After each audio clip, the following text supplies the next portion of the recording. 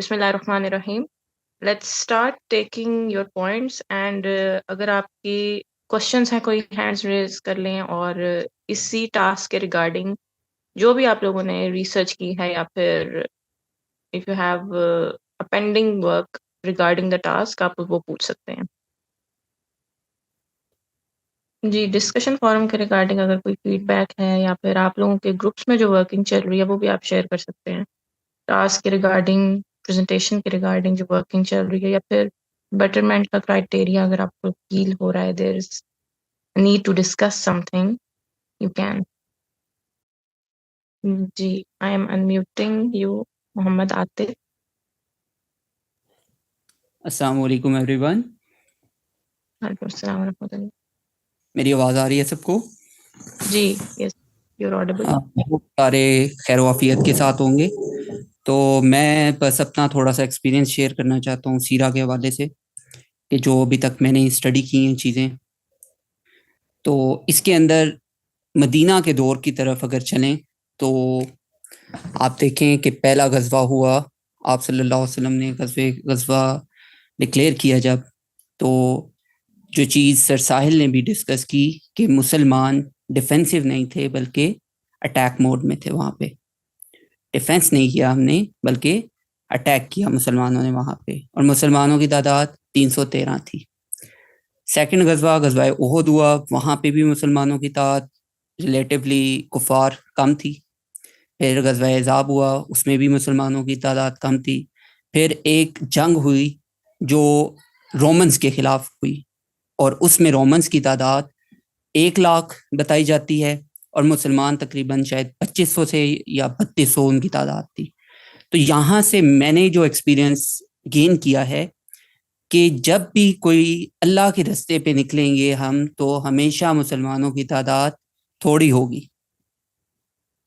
पता नहीं अगर और किसी ने इस हवाले से चीज़ों को नोट डाउन किया या नहीं किया, लेकिन मैंने हमेशा ये चीज़ बड़ी ही मुझे मुतासिर कुन लगी है कि आप देखें 313 पहले गज़वे में, दूसरे गज़वे में भी तादाद कम, तीसरे गज़वे में मुसलमानों ने मदीना का बड़ी ही खूबसूरती से डिफेंस किया खंदक खोद कर, सलमान फ़ारसी रज़ी अल्लाह ताला अन्हु के मशवरे पे। और उसके बाद फिर आप जंगे मुता को देखें, उसके अंदर जिसको मैंने अभी डिक्लेयर किया, डिस्कस किया आप लोगों के साथ कि 1 लाख रोमन्स थे। तो आप देखें कि हमें जब हमने एक सिस्टम को ज्वाइन किया, अल्लाह की खातिर हमने अपनी ज़िंदगी वक्फ की, तो अल्लाह ने प्रॉमिस किया है कि मैं तुम्हें जो है ना विक्ट्री दूंगा डिसबिलीवर्स के ऊपर, जब तुम मेरे रास्ते को चूज कर लोगे। तो यहाँ से मैं बस यही डिस्कस करना चाहता हूँ आप लोगों के साथ कि हम लोगों ने अब इस चीज़ पे नहीं सोचना कि हमारी तादाद कम है या ज़्यादा है। अल्लाह ताला हमें विक्ट्री ज़रूर देगा, because we are on right path. फिर इसी तरह अल्लाह ताला ने कुरान में भी इस चीज़ को फरमाया कि जब अल्लाह ताला पर ईमान ले आएंगे मुसलमान, तो उनको अगर 100 मुसलमान होंगे तो वो 200 काफरों के ऊपर भारी आ जाएंगे मुसलमान। और अगर मोमिनीन होंगे, और अगर वो 1000 मोमिन होंगे, तो वो 2000 कुफार के ऊपर बर्तरी ले आएंगे। तो यहाँ से बस मैं अब यही पॉइंट इलेबरेट करना चाह रहा था कि हम as Muslims we have to become a true believer. ठीक है, हमारे अंदर जो माशरे के अंदर जो जिस तरह से डिफरेंट अकायद और फॉल्स फूड्स आ रही हैं चीज़ें, उनको दूर करना है, और अपने अकायद को जब हम इस्लाह कर लेंगे तो इंशाअल्लाह अल्लाह ताला उसी तरह मुसलमानों की हेल्प आउट करेंगे जिस तरह गज़वा बदर में की गई, गज़वा उहद में की गई, और डिफरेंट जो जंगें हुई या गज़वात हुए उसमें अल्लाह ताला ने जिस तरह मदद और नुसरत की है। दैट्स इट, जज़ाकल्लाह खैर। Barakallah fi. Thank you so much, Muhammad Atif, for kick-starting the session and for covering up the silence. Thank you so much. जी, हमारे जो प्रेजेंटर हैं मोहम्मद साद, he is here with us. Saad, you can unmute. अस्सलाम वालेकुम। वालेकुम अस्सलाम रहमतुल्लाह। Saad, are you ready to present? हाँ जी, मैं रेडी। ठीक है, प्लीज स्क्रीन शेयर कर लें। ओके। साथ वॉइस आपकी कम है, वॉइस थोड़ा सा नोट अपना बढ़ा लें ताकि आवाज़ सबको जी क्लियर जी आए। अब क्लियर है मेरी आवाज? जी बेटर है। हेलो। चलें जी ठीक जी है। जी। या ऐसे करें।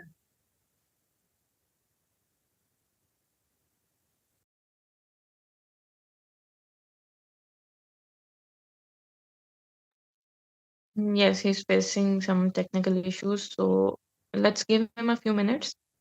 He will try and join again. Okay, मैंने ज्वाइन कर लिया। मेरी ऐप क्रैश हो रही है। I don't know what's the reason behind it, लेकिन हम शुरू कर ये सकते साथ हैं अगर दोबारा आप से। शेयर नहीं कर सकते स्लाइड्स तो यहाँ से कोई शेयर कर लेता है, आप इफ़ यू वांट सिर्फ एनी बात कर असिस्टेंस लेंगे। Just let us know. ठीक है, अगर इसके बाद मसला होता है तो फिर मैं आपसे हेल्प ले लूंगा।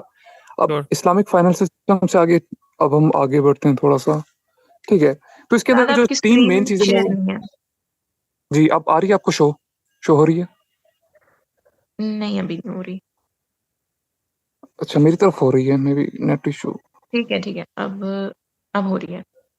आप स्टार्ट कर लें। ठीक है, तो इसके अंदर मैं 3 पॉइंट्स को मेनली डिस्कस करूंगा कि प्रॉब्लम क्या है करंट सिस्टम के अंदर, इस्लामिक फाइनेंशियल सिस्टम क्यों ज़रूरी है और हमें क्या हर्डल्स पेश आ सकती हैं जब हम इस्लामिक फाइनेंशियल सिस्टम को इम्प्लीमेंट करना चाहेंगे। अब फॉर एग्जांपल जब भी हम बात करेंगे इस्लामिक फाइनेंशियल सिस्टम की कि हम इस्लामिक फाइनेंशियल सिस्टम लाना चाहते हैं, तो सबसे पहली जो हम पे क्वेश्चन रेज किया जाएगा वो ये किया जाएगा कि नीड क्या है, प्रॉब्लम क्या है करंट सिस्टम के अंदर, या करंट सिस्टम की जरूरत मतलब जो करंट सिस्टम में ऐसी क्या खराबियां हैं जिसकी वजह से हम इस्लामिक फाइनेंशियल सिस्टम लाना चाहते हैं। फिर उसके बाद करंट सिस्टम की जो प्रॉब्लम्स हैं उनको डिस्कस करने के बाद हम फिर बताएंगे इस्लामिक फाइनेंशियल सिस्टम उनका सोल्यूशन किस तरीके से प्रोवाइड करता है। और जब सोल्यूशन प्रोवाइड करता भी है तो उसके बाद भी हमें हर्डल्स फेस आएंगे, क्योंकि जाहिर सी बात है मुख्तलिफ लोग मुख्तलिफ नजरियात रखते हैं, और कभी भी अगर आपने कोई भी नई आइडियोलॉजी या कोई नया सिस्टम लाना है तो हर्डल्स आते हैं, क्योंकि इससे पहले जो सिस्टम है और उन सिस्टम से जब लोग फायदा उठा रहे हैं, जो करंट सिस्टम है जिसे बहुत कम परसेंटेज फायदा उठा रही है, जब आप उसके इनके सिस्टम को चैलेंज करोगे तो आपको जाहिर सी बात है ओपोजिशन मिलेगी, और वो ओपोजिशन स्ट्रांग होगी। तो जो ज्यादा मेरा मेन जो होगा जिसके ऊपर मैं कंसंट्रेट करूंगा वो होगा कि जो प्रॉब्लम है करंट सिस्टम के अंदर, क्योंकि फॉर श्योर जब भी आप कभी भी किसी चेंज के बारे में बात करेंगे तो आपसे पूछा जाएगा कि नीड क्या है, जरूरत क्या है। वैसे भी ज्यादातर लोग बहुत लेजी हो चुके हैं तो कहते हैं क्या नीड है, जो करंट सिस्टम चल रहा है वो चलने दो, हमें क्या मसला है। तो उसके जो मसले हैं वो मैं आपके सामने इलेबोरेट करूंगा, जिसके अंदर अब मैं शेयर करता हूँ।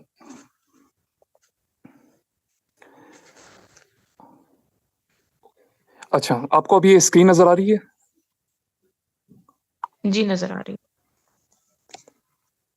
ठीक है, इसके अंदर मैंने कुछ प्रॉब्लम्स लिखे हुए हैं जिसको मैं इलेबोरेट करूंगा। सबसे पहला जो मसला है करंट सिस्टम के अंदर वो है हाइपर कंज्यूमरिज्म। अब इसमें मसला ये है कि जो हमारी इकोनॉमी है, जो हमारी मार्केट है, ये जानबूझकर इस तरीके से डिजाइन की जा रही है कि जो कंज्यूमर है वो हाइपर कंज्यूमरिज्म की तरफ जाए। जिसको इस टर्म का नहीं पता, इसका मतलब यह है कि आप जितनी आपकी नीड है उससे ज्यादा चीजें आप खरीद। एक रिसर्च के मुताबिक आज से 100 साल पहले एक एलीट क्लास का बंदा अपने घर के लिए उतनी चीजें नहीं खरीदता था जितना आज मिडिल क्लास का बंदा खरीदता है। और ये ऐसे ही नहीं होगा, इसके पीछे एक प्रॉपर साइकोलॉजिस्ट होते हैं, प्रॉपर एडवर्टाइजिंग की जाती है, प्रॉपर कैंपेन चलती है। कभी भी आप कभी भी किसी मल्टीनेशनल कंपनी के अंदर काम करते रहो तो उनका पूरा काम होता है कि डिमांड सोसाइटी के अंदर है या नहीं है, कोई फर्क नहीं पड़ता। आर्टिफिशियल डिमांड आप पैदा कर दो लेकिन आपकी प्रोडक्ट बिकनी चाहिए, जिसकी वजह से उनका फायदा तो हो रहा है, वो जो एक टाइनी परसेंटेज है। लेकिन जो लोग हैं वो काफी ज्यादा चीजें कंज्यूम करना शुरू कर रहे हैं, जिनकी वजह से काफी काफी मसला हो रहा है। क्योंकि जाहिर सी बात है कि जब हम एक ऐसी सोसाइटी के अंदर आ गए हैं जहां पर हाइपर कंज्यूमरिज्म है, तो जाहिर सी बात है हर कोई अफोर्ड नहीं कर सकता। जब हर कोई अफोर्ड नहीं कर सकता तो फिर एक अनबैलेंस सोसाइटी कायम हो जाती है कि फॉर एग्जाम्पल बैलेंस नहीं रहता, फिर अमीर गरीब में फर्क वाजिया नजर आना शुरू हो जाता है, जो कि एक बुरी बात है। अब इंडिविजुअलिज्म की तरफ हम आ जाएं तो इसके अंदर एक और बड़ा मसला है। हमारी सोसाइटी के अंदर जो इकोनॉमी है ये हमें सिखा रही है, इंडिविजुअलिज्म की तरफ लेकर जा रही है कि सिर्फ आप हो और आपने अपने आप को ही बेहतर करना है। मतलब जिंदगी स्टार्ट मैं से होती है और मैं ही पे खत्म हो जाती है, जो कि एक बहुत खतरनाक है। फॉर एग्जाम्पल मैं अक्सर सोशल मीडिया पे ट्रेंड देखता हूँ कि उठो, अमीर हो जाओ, ये हो जाओ, वो हो जाओ, बस अपने लिए अपने आप को करो, अपनी इज्जत बढ़ाओ, जो कि बहुत खतरनाक बात है। सुनने में काफी प्लीजिंग लगती है, लेकिन इन फ्यूचर ये आपके लिए बहुत बुरी है, क्योंकि फॉर श्योर एक मुसलमान सिर्फ इंडिविजुअल नहीं रह सकता, वो कलेक्टिव लेवल पर काम करता है। तीसरे नंबर है आर्टिफिशियल डिमांड। ये बड़ा एक इंटरेस्टिंग है। जब मैं इसके बारे में रिसर्च कर रहा था ना, तो मुझे बड़े इंटरेस्टिंग फैक्ट्स पता लगे जो मैंने आपसे शेयर करने हैं। मैं डॉक्यूमेंट्री देख रहा था। डॉक्यूमेंट्री के अंदर जब पहली दफा कैमरे को, मतलब उस फर्स्ट टाइम कैमरे को लॉन्च किया गया, तो उसे स्ट्रीट के ऊपर रखा गया around, I don't know the date, पर काफी पुरानी वो वीडियो थी। तो उसके अंदर एक स्ट्रीट की वीडियो कैप्चर की गई फॉर 5 to 10 मिनट्स। पहली दफा कैमरा था, सारे बड़े हैरान थे। वहां पर मैंने देखा सब, ऑलमोस्ट सब जो यूरोप के अंदर थे 3 पीस के अंदर थे। इवन कि 10 साल या 5 साल का बच्चा भी 3 पीस के अंदर था। और जो उनकी औरतें थी वो फुली कवर्ड थी, लाइक सीरियसली फुली कवर्ड थी। और फिर मैंने कोई रीसेंट वीडियो निकाली जिसके अंदर उनकी औरतें फुली कवर्ड नहीं, हाफ नेकेड हैं, और उनके मर्दों की कोई खास ड्रेसिंग नहीं। मैं बहुत हैरान हुआ, ये कैसे हुआ? मतलब उनके नजरियात कपड़ों के रिलेटेड इतने चेंज कैसे हो गए? ये जो नेकेडनेस है ये कहाँ से आई? फिर मुझे पता चला कि ये आई है आर्टिफिशियल डिमांड पैदा करके। उनकी जो ड्रेसिंग थी वो जबरदस्त थी, उनमें कोई मसला नहीं था, लेकिन बावजूद इसके उन्होंने जो नए ब्रांड से, जब उन्होंने देखा ओके ये मार्केट है, इसके अंदर 3 पीस बिक रहे हैं, इनके अंदर फॉर्मल ड्रेसिंग बिक रही है, हमें तो कोई, फॉर एग्जांपल हमारे तो कस्टमर्स ही नहीं है, तो उन्होंने एक डिफरेंट प्रोडक्ट लॉन्च की। फॉर एग्जांपल मैं आपको मिसाल देता हूँ जीन्स की। और फिर उन्होंने जीन्स जो है वो सेलिब्रिटीज को पहनाना शुरू कर दी और लोग उन्हें फॉलो करना शुरू कर दिए। हालांकि जीन्स की डिमांड नहीं थी, लेकिन फिर भी वो मार्केट के अंदर ले आए, जो भी उन्होंने नफसियाती खेल खेले, और वो कामयाब भी हुए। अब इसके अंदर जो हैरानी वाली बात वो ये है कि आज से 100 साल पहले अगर कोई फटे हुए कपड़े पहनता था तो वो अपने आप को बुरा महसूस करता था, या वो छुपाता था, या वो एक लो स्टेटस सिंबल माना जाता था, या फिर उसको अच्छा नहीं समझा जाता था। लेकिन एक टाइम ऐसा आया वो कि फटी हुई जीन्स पहनना, ना कि लोग उन्हें बुरा समझते थे, बल्कि इतना अच्छा समझने लग गए कि फटी हुई जीन्स पहनना, कि जो नहीं पहनता वो बुरा है। Like can you believe that कि कोई आपकी नफ्सियात इतनी भी चेंज कर सकता है कि जो प्रॉपरली वेल ड्रेस आदमी है वो अभी स्टेटस में नीचे है, और जो फटी हुई जीन्स पहन रहा है उसका स्टेटस को किसी ना किसी तरीके से ऊपर चला गया। ये बड़ी हैरानी वाली बात है। और ये आपको सिर्फ और सिर्फ ये चीजें तब समझ आ सकती हैं जब आप इकोनॉमी को पढ़ोगे, कि ये जो बिजनेसमैन है, ये जो कैपिटलिस्ट हैं, ये अपनी जो प्रोडक्ट बेचने के लिए आर्टिफिशियल डिमांड सोसाइटी के अंदर पैदा किस तरीके से करते हैं। फिर आ जाती है प्रॉब्लम विद एडवर्टीजमेंट। ओके, इसके अंदर मुझे एक बहुत बड़ा मसला है एडवर्टीजमेंट्स के साथ। अक्सर औकात हमारे जो, फॉर एग्जाम्पल हमारी जो मीडिया है वो सारा एडवर्टीजमेंट पे चलता है। अक्सर औकात हमारी पाकिस्तानी अवाम के अंदर 80% जो लोग हैं वो एडवर्टीजमेंट्स को नॉर्मल समझते हैं। ओके, एक परसेंटेज है जो कहती है ओके नाच गाना नहीं होना चाहिए, औरतें नहीं होनी चाहिए, that's okay, that's a valid point. लेकिन ये चीजें ना भी हो, मैं फिर भी एडवर्टीजमेंट के खिलाफ। मतलब आप एक शख्स को पैसे दे रहे हो ताकि वो आपकी तारीफ करे प्रोडक्ट की, क्या ये फ्रॉड नहीं है? मतलब फॉर एग्जाम्पल एक है कि आप एक बंदे को प्रोडक्ट देते हो, वो आपकी प्रोडक्ट एंजॉय करता है, उसके काम आती है, और वो खुद तारीफ करता है, दैट्स क्लियर, दैट्स गुड। लेकिन एक फॉर एग्जाम्पल एक सेलिब्रिटी आती है और वो एंड्रॉइड की एडवर्टीजमेंट करती है कि लुक ये फोन कितना अच्छा है, और जिस तरीके से भी वो नाचते हैं गाते हैं, लेकिन एट द एंड वो आईफोन ही यूज कर रही होती है। मतलब फॉर एग्जाम्पल एक छोटी सी मिसाल है। तो ये क्या ये झूठ नहीं है? क्या वो सेलिब्रिटीज जो कभी भी पानी की बोतल नहीं, सॉरी कोल्ड ड्रिंक्स नहीं पीते, सिर्फ पानी की बोतल पीते हैं या हाई प्रोटीन डाइट लेते हैं जस्ट बिकॉज उनकी फिटनेस खराब ना हो जाए, वो कोल्ड ड्रिंक के एड्स में आना शुरू कर देते हैं? मतलब खुद तो वो पानी पीते हैं, लेकिन वो पूरी 10 करोड़ की आबादी को कह रहे हैं कि आप कोल्ड ड्रिंक्स पियो। क्या ये बुरा नहीं? क्या वो सेलिब्रिटीज जो अपनी फिटनेस का इतना ध्यान रखती हैं कि वो 10-10 साल हो जाते हैं उन्होंने कभी ब्रेड नहीं खाया होता, वो आके बर्गर्स, डोनट्स या आइसक्रीम के एड्स में आ रही होती हैं और लोगों को कह रही होती हैं कि आप ही खरीदें? क्या ये फ्रॉड नहीं है? और हम इन्हीं सेलिब्रिटीज को कह रहे होते हैं क्या बात है, जबरदस्त, कमाल, हाई लेवल। ठीक है, अब ये हो गया। उसके बाद आ गया gap between rich and poor. ठीक है, करंट सिस्टम के ये बहुत कॉमन पॉइंट है कि जो रिच और पुअर के अंदर है वो गैप बढ़ रहा है, और वो बढ़ रहा है। वो आगे मैं फ्रैक्शन सिस्टम को जब डिफाइन करूंगा मैं आपको क्लियरली बताऊंगा ये किस तरीके से बढ़ रहा है, क्योंकि हमारी जो सोसाइटी इस तरीके से डिजाइन की गई है कि इसके अंदर जो अमीर है, जिसके पास कैपिटल है, वो अपना कैपिटल बहुत इजीली डबल कर सकता है, लेकिन अ पर्सन जो सर्विसेज प्रोवाइड कर रहा है, जो लेबर से ताल्लुकात रखता है, उसके लिए बहुत प्रॉब्लम है, क्योंकि बहुत कम अपॉर्चुनिटीज हैं जो मिडिल क्लास में है। और ये स्टैट्स भी हमें बता रहे हैं कि जो मिडिल क्लास की रेशियो है वो बढ़ती जा रही है, और जो रिच हैं वो बहुत कम परसेंटेज में है, लेकिन जो वो जितने वो पैसे कमा रहे हैं वो कमाल है। आप कोरोना की मिसाल ले ले। कोरोना के अंदर बहुत ज्यादा लोगों की जॉब्स मिस हुई, बहुत चीजें हुई, लेकिन जो अमीर थे उन्हें मसला ही नहीं हुआ, अब कभी बिलियनियर्स की जाके वर्थ है वो डबल ट्रिपल होगी। इट्स लाइक कि उनके लिए तो एक गोल्डन सीजन आ गया और कमाल, और जो मेहनत मजदूर वाला तबका था वो पिस के रह गया। अब मोनोपली बहुत एक खतरनाक भी है। फॉर एग्जाम्पल आप मोनोपली की मिसाल ले लें, आप चलो मैं आपको छोटी मिसाल देता हूँ। अमेरिका की इकोनॉमी के ऊपर इसराइल की मोनोपली है, जूइश मोनोपली है, क्योंकि जूइश बैंकर्स हैं वो काफी मजबूत हैं। वो भी मैं फ्रैक्शन रिजर्व सिस्टम के अंदर बात करूंगा कि वो किस तरीके से मजबूत हैं। अब मोनोपली जब आप किसी बंदे की किसी मार्केट के ऊपर हो जाती है ना, तो वो एक एज एन प्रेशर ग्रुप काम करने लग जाता है, एक प्रेशर ग्रुप की तरह, और उसके बहुत खतरनाक नताइज होते हैं अगर वो प्रेशर ग्रुप के जो एम्स हैं वो नेगेटिव हैं। और जो अब इसराइल करता है, कभी आपने सोचा है कि अमेरिका के अंदर अराउंड 80 to 70% लोग चाहते हैं कि गाजा के अंदर कीज फायर हो जाए, लेकिन फिर भी नहीं हो पाता। और पार्लियामेंट में जब वोट होती हैं तो वोट बिल्कुल ऑपोजिट होते हैं। तो ये डेमोक्रेसी तो ना हुई कि पब्लिक की क्या डिमांड है और ऊपर क्या डिमांड है। इसका मतलब ये है कि पब्लिक नहीं बताती कि क्या होगा, बल्कि जो इकोनॉमिक में टॉप के ऊपर कैपिटलिस्ट या बैंकर्स बैठे हुए हैं वो बताते हैं कि कौन सी हुकूमत क्या करेगी। क्योंकि अब देखें ना, ये बहुत सिंपल रूल है। अब जो गवर्नमेंट कहती है कि हम पब्लिक की बात क्यों सुने, क्योंकि पब्लिक को तो इन्फ्लेशन नहीं चाहिए, उन्हें सस्ती चीजें चाहिए, उन्हें ये सहूलतें चाहिए, और ये सहूलतें सिर्फ हम तब सकते हैं अगर ये फलाने फलाने इलीट बंदे हमारे साथ हों। तो जब भी हमारे साथ होंगे तो उनकी ये चीज पूरी कर देंगे। तो थोड़ा सा आप उन्हें चीज दे दो और बाकी सारी चीजें आप जो अमीर लोग हैं उनकी पूरी कर दो। मुझे कभी कभी ये अफसोस होता है कहने में, ये इस तरीके से हमें ट्रीट करते हैं कि जैसे जानवर होते हैं। आपने कभी भी कोई कुत्ता ट्रेन करना हो, डॉग ट्रेन करना हो, जो डॉग ट्रेनिंग करते हैं वो क्या करते हैं, डॉग को एक पर्टिकुलर एक्ट करवाते हैं और फिर उन्हें ट्रीट देते हैं लाइक कैंडी टाइप, ठीक है। हमसे ये उसी तरीके से एक एक्ट करवाते हैं और फिर एंड पे हमें कैंडी देते हैं और हमें इस तरीके से मैनिपुलेट करके रखते हैं कि हमें पता नहीं लगता। अब मोनोपली से ही मैं आपको एक और बात बताता हूँ। अमेरिका इसराइल का बहुत बड़ा सपोर्टर है, लेकिन हमें इसराइल तो बहुत बुरा लगता है, लेकिन अमेरिका के वीजे के लिए हम पागल भी नहीं फिरते हैं। ये मेरे ख्याल से मार्केट की मोनोपली तो नहीं, हमारी ज़हनी मोनोपली है जिससे हमें बाहर आना चाहिए। आगे, biased media funded by elite. अब सोशल मीडिया के ऊपर मैं आपको कुछ मिसालें देता हूँ।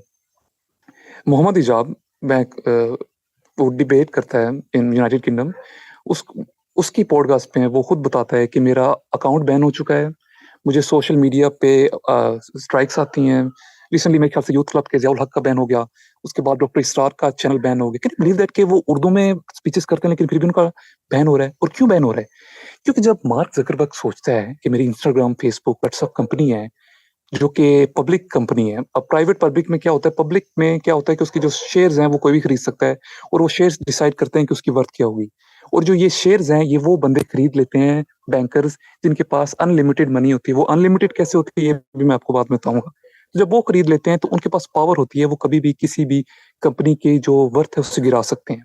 जिसके अंदर ब्लैक रॉक, वैनगार्ड है, आप इस पे रिसर्च कर सकते हैं। ब्लैक रॉक जो है अराउंड 10 ट्रिलियन एसेट्स जो है उसके अंडर मैनेजमेंट है।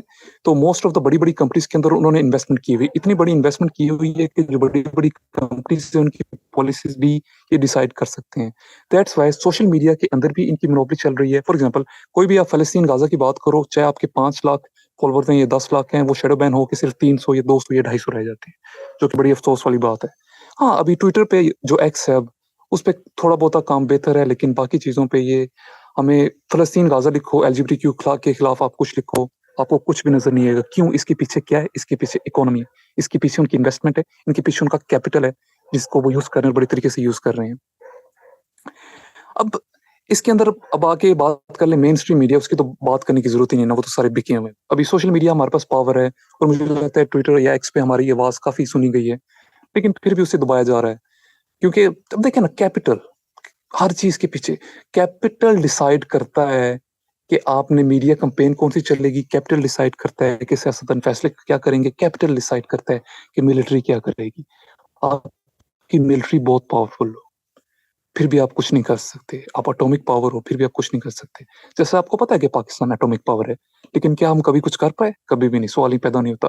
इस गाजा पे जो कुछ हो रहा है, कभी आपने बयान सुना? कभी आपने हमारे लीडर बाहर आए जिस तरीके से उन्हें आना चाहिए? क्यों नहीं आते?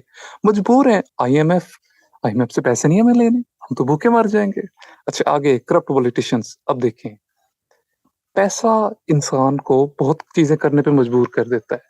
अब फॉर एग्जांपल करंट सिस्टम जो है वो इस तरीके से डिजाइन किया गया है जिसके अंदर करप्ट पॉलिटिशियंस और ग्रीड रिपब्लिकन को तो मैं इकट्ठा डिस्कस करूंगा। हमारे पास ना एक बहुत बड़ा मसला है, स्पेशली विलेज वाली साइड पे या लाहौर वाली साइड पे भी हम अपना वोट बेचते हैं। मैं दोबारा ये बात रिपीट कर रहा हूँ, हम पाकिस्तानी 90% जो लोग हैं वो अपना वोट बेचते हैं। जब मैं ये बात करता हूँ सारे कहते हैं वो मैं वैसा नहीं हूँ, आई एम वेल एजुकेटेड, मैं वो बंदा नहीं। नहीं, आप अपना वोट बेचते हो सस्ती रोटी के लिए।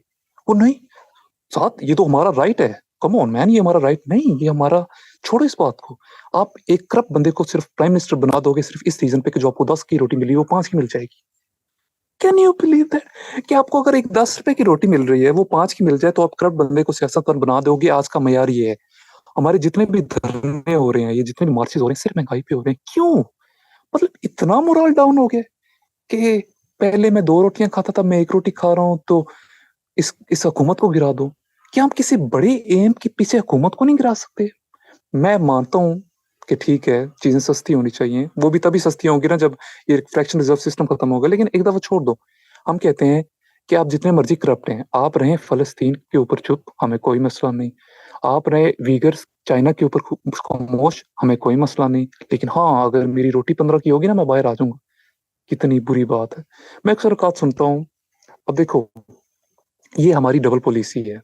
गाजा के अंदर बहुत जुल्म हो रहा है और वैसे ही वीगर के ऊपर भी हो रहा है। क्या वीगर का कभी हमें पाकिस्तान की मीडिया पे नजर आया?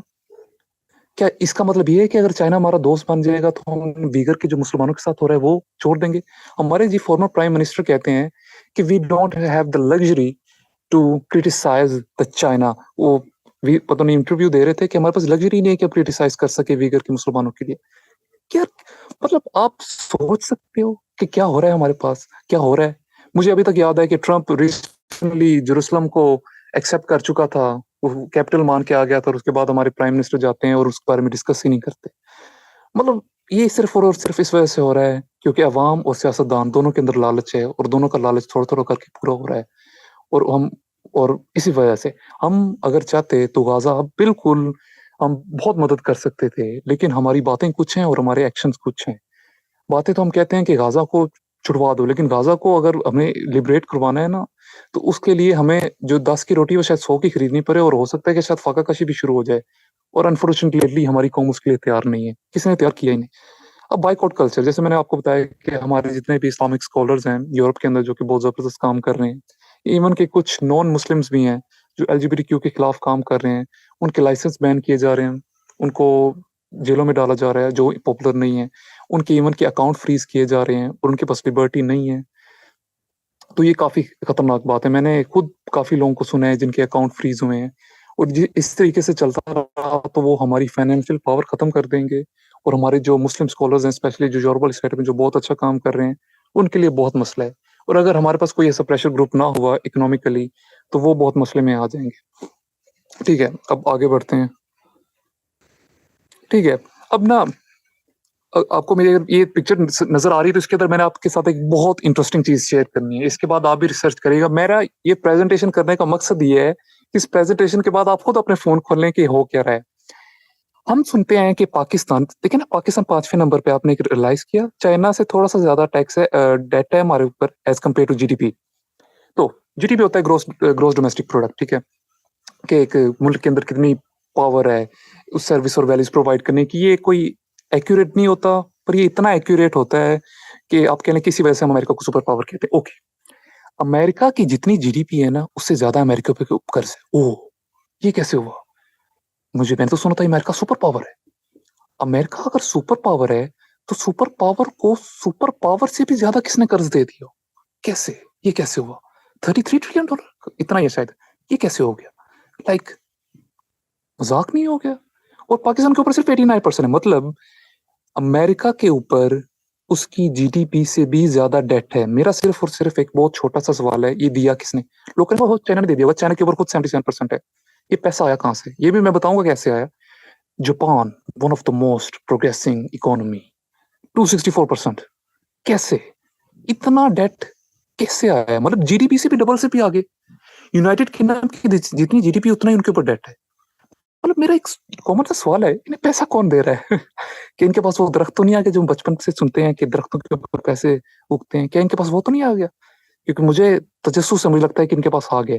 फॉर एग्जाम्पल हम सुनते हैं पाकिस्तान के ऊपर बहुत कर्ज है, पाकिस्तान बैंकरप्ट होने जा रहे हैं, लेकिन फिर भी पाकिस्तान की जो डेट है अकॉर्डिंग टू जीडीपी वो सिर्फ 89% है। फॉर एग्जाम्पल हमारी 100% जीडीपी है तो 89% डेट है और हम बैंकरप्ट होने वाले हैं, हमें आईएमएफ चाहिए, लेकिन अमेरिका 129% पे है। Can you believe that? America, if I am not wrong, आप चेक कर सकते हैं, हो सकता है मैं गलत हूँ, लेकिन मुझे अंदाजा 2023 के अंदर अमेरिका ने जो टैक्स इकट्ठा किया था वो $400 बिलियन था। $400 बिलियन कहाँ पर है? और 3,300 बिलियन का सिर्फ और सिर्फ इनके ऊपर कर्ज ही है, जो कभी भी ये वापस नहीं करेंगे। क्यों नहीं करेंगे? फ्रैक्शन रिजर्व सिस्टम की वजह से। अब जब आप देखते हो कि इन्हें कोई पैसा भी नहीं दे रहा, इन्हें कोई इतना लोन भी नहीं दे सकता, तो ये पैसा आ कहाँ से रहा है? ये बड़ा जरूरी सवाल है और इसको हम डिस्कस करेंगे फ्रैक्शन रिजर्व सिस्टम के ऊपर, जिसको मैं स्टार्टिंग से काफी डिस्कस कर रहा हूँ। अब मैं अगर आपको वो वीडियो पिक्चर दिखा सकूं, ठीक है। अब फ्रैक्शन रिजर्व सिस्टम को समझने से पहले ना मैं आपको एक चीज शेयर करना चाहता हूँ कि ना 2010 की स्टडी थी जिसके अंदर ये लिखा हुआ था कि जो रिसर्च है, और रिसर्च से मुराद है रिसर्च गलत भी हो सकती है और रिसर्च कभी एक्यूरेट नहीं होती, ये याद रखिएगा, पर मोस्टली एक्यूरेट। फॉर एग्जाम्पल ये 63 ट्रिलियन है ना, ये 65 भी हो सकता है, 60 भी हो सकता है, 55 भी हो सकता है। तो ये आपने हमेशा बात ज़हन में रखती है क्योंकि डिफरेंट लोगों की रिसर्च होती है और वो इतना डिफरेंस आ जाता है। $63 trillion values of all goods and services. इसका मतलब है 2010 के अंदर पूरी दुनिया में जितने गुड्स पैदा हो रहे थे, ये जितनी एक लेबर बंदा सर्विसेज दे रहा था, उन सब की वैल्यू को एस्टिमेट किया जाए। अब मैं आपको बताता हूँ, अभी नॉन स्टॉप मनी के बारे में आपको बताता हूँ किस तरीके से आती है। फ्रैक्शन रिजर्व सिस्टम के अंदर बताऊंगा। $63 ट्रिलियन जो है, मतलब ये $63 ट्रिलियन का मतलब है गुड्स और सर्विसेज जो हैं 2010 के अंदर, जो सारी गुड्स हैं, मतलब गुड्स से मुराद गाड़ी, बंगला, घर, जमीन की वैल्यू, और सर्विसेज जो हम लेबर प्रोवाइड करते हैं, जो लोग जॉब करते हैं, उन सब की वैल्यू कंबाइन की जाए तो वो $63 ट्रिलियन थी। पर किसी तरीके से जादू से जो टोटल इंटरनेशनली करेंसी फ्लो के अंदर थी वो $955 ट्रिलियन थी। ये कैसे हो सकता है? मतलब values of good and services सिर्फ 63 ट्रिलियन है, पर जो पैसे चल रहे हैं वो 955 ट्रिलियन चल रहे हैं। क्या ये हैरत अंगेज बात नहीं है? ये हैरत अंगेज बात है। अब चले, अब हम आपको बताते हैं ये मसला किस तरीके से हो रहा है। एक टाइम था 1971 तक सारी करेंसीज जो थी वो डॉलर से बैक थी और डॉलर गोल्ड से बैक था। 1971 के बाद डॉलर जो था वो गोल्ड से बैक्ड नहीं रहा, क्योंकि उन्हें अमेरिका को पता चल चुका था कि हम इतना पैसा छाप चुके हैं, ये इतने डॉलर छाप चुके हैं कि हमारे पास इतना पीछे गोल्ड रह ही नहीं गया कि हम उससे बैक्ड कर सके। तो मैं आपको बताता हूँ ये मसला किस तरीके से होता है। मसला ये फ्रैक्शनल रिजर्व सिस्टम का मतलब है कि एक बैंक है, अगर उसके पास 10 करोड़ रुपया है तो वो 9 करोड़ कर्जे में दे सकता है। उसको सिर्फ और सिर्फ 10% रिजर्व रखने की जरूरत है। सुनने में नॉर्मल लगता है ना, ओह इट्स ओके, अगर बैंक कर्जे नहीं देंगे तो पैसे कैसे कमाएंगे, ठीक है। लेकिन मसला है, फॉर एग्जाम्पल पर्सन 1 आया है, उसने बैंक के पास जाके 10 करोड़ रुपया रखवा दिए, राइट। वो बैंक जो है उसका 10 करोड़ अपने पास रखता है, 10 करोड़ में से 9 करोड़ पर्सन 2 को दे देता है, और वो अब देखें ये डायलेमा चेक करें। वो पर्सन 2 जो उसने बैंक ने उसे लोन दिया उसके पास भी 9 करोड़ है, और जिस बंदे ने 10 करोड़ बैंक के अंदर रखवाया है उसके पास भी 10 करोड़ है। मैं रिपीट करता हूँ अपनी बात को। पर्सन 1 आया, मेरा नाम साद है, मैं बैंक में पास जाता हूँ, बैंक को कहता हूँ मेरे पास ये 1 करोड़ रुपया आप अपने पास रख लें। बैंक वो करोड़ में से 90 लाख किसी दूसरे बंदे को दे देता है। अब मेरे बैंक अकाउंट में भी करोड़ शो हो रहा है और उसके बैंक अकाउंट में भी 90 लाख शो हो रहा है।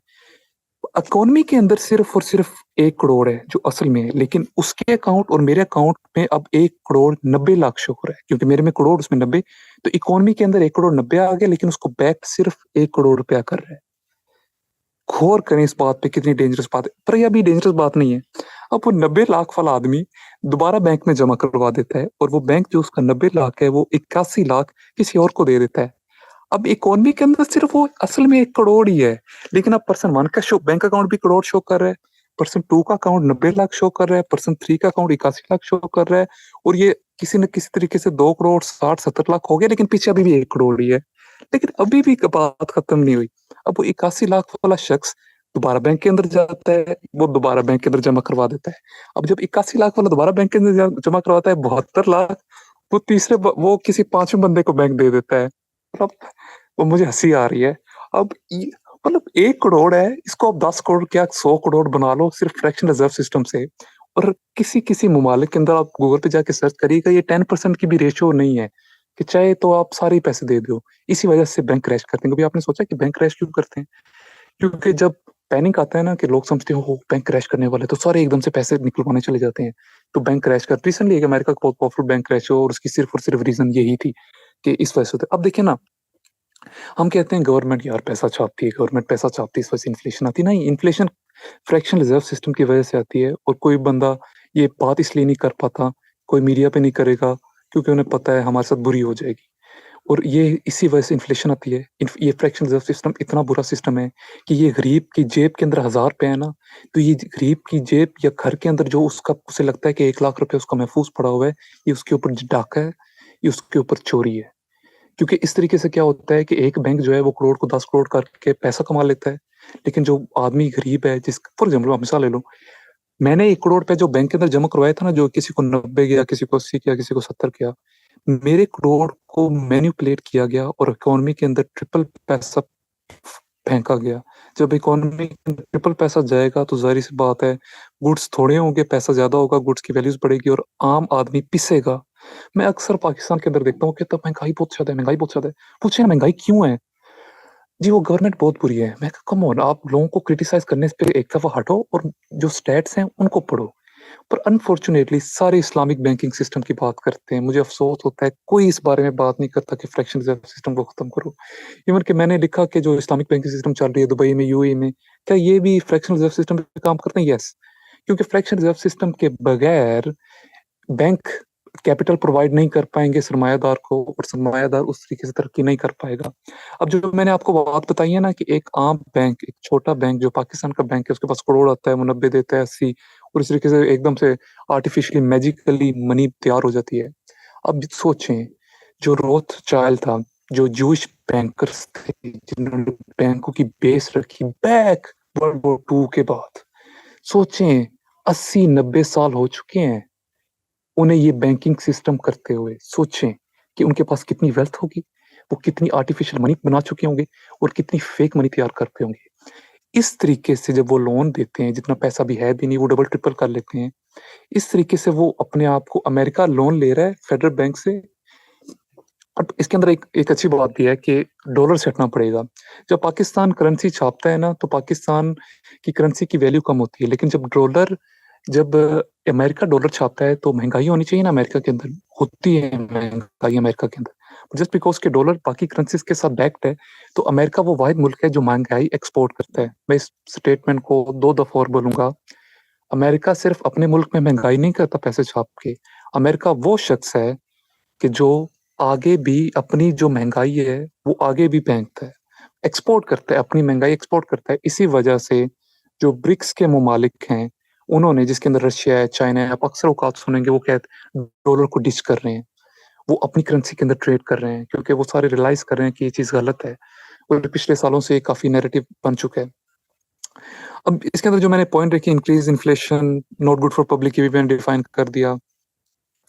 उसके बाद increase the power of bankers, ये भी बता दिया। लेकिन इसके बाद जब हमने सिस्टम चेंज करना है, जब हर्डल्स की बारी आएगी, तो ये आपने याद रखना है कि जो हमारे सामने बैंकर्स हैं वो कितने पावरफुल हैं। सिमिलर टू इंटरेस्ट, इसके अंदर ना मैंने एक पॉइंट ऐड करना है। इंटरेस्ट इस्लाम में हराम क्यों है? हमें पता है अल्लाह ताला ने हुक्म दे दिया, हराम हो गया। लेकिन उसके अंदर लेकिन फिर भी ना, क्या वजह थी कि अल्लाह ताला ने इसे हराम किया? हमारे लिए नुकसानदेह था, इसलिए अल्लाह ताला ने हराम दिया। किस लिए नुकसानदेह था? इस सूद इसलिए हराम देता कि अल्लाह ताला ये चाहते थे कि एक शख्स अगर उसके पास पैसा है, सिर्फ पैसे की बिना पे पैसा ना कमाए। अगेन, अगर पैसा की बिना पर पैसा ना कमाए, एक शख्स है ना, ये ना हो कि उसके पास सिर्फ पैसा है तो बैठे बैठे पैसा कमा ले, एफर्ट डाले। सिर्फ इसी वजह से सूद हराम है कि पैसे से पैसा ना कमाया जाए, एफर्ट डाल के ही पैसा आए, चाहे। लेकिन अब देखें, सूद का मतलब है 1 लाख दो, 25,000 ले लो, सूद आ गया, बगैर मेहनत के आपको पैसा मिल गया।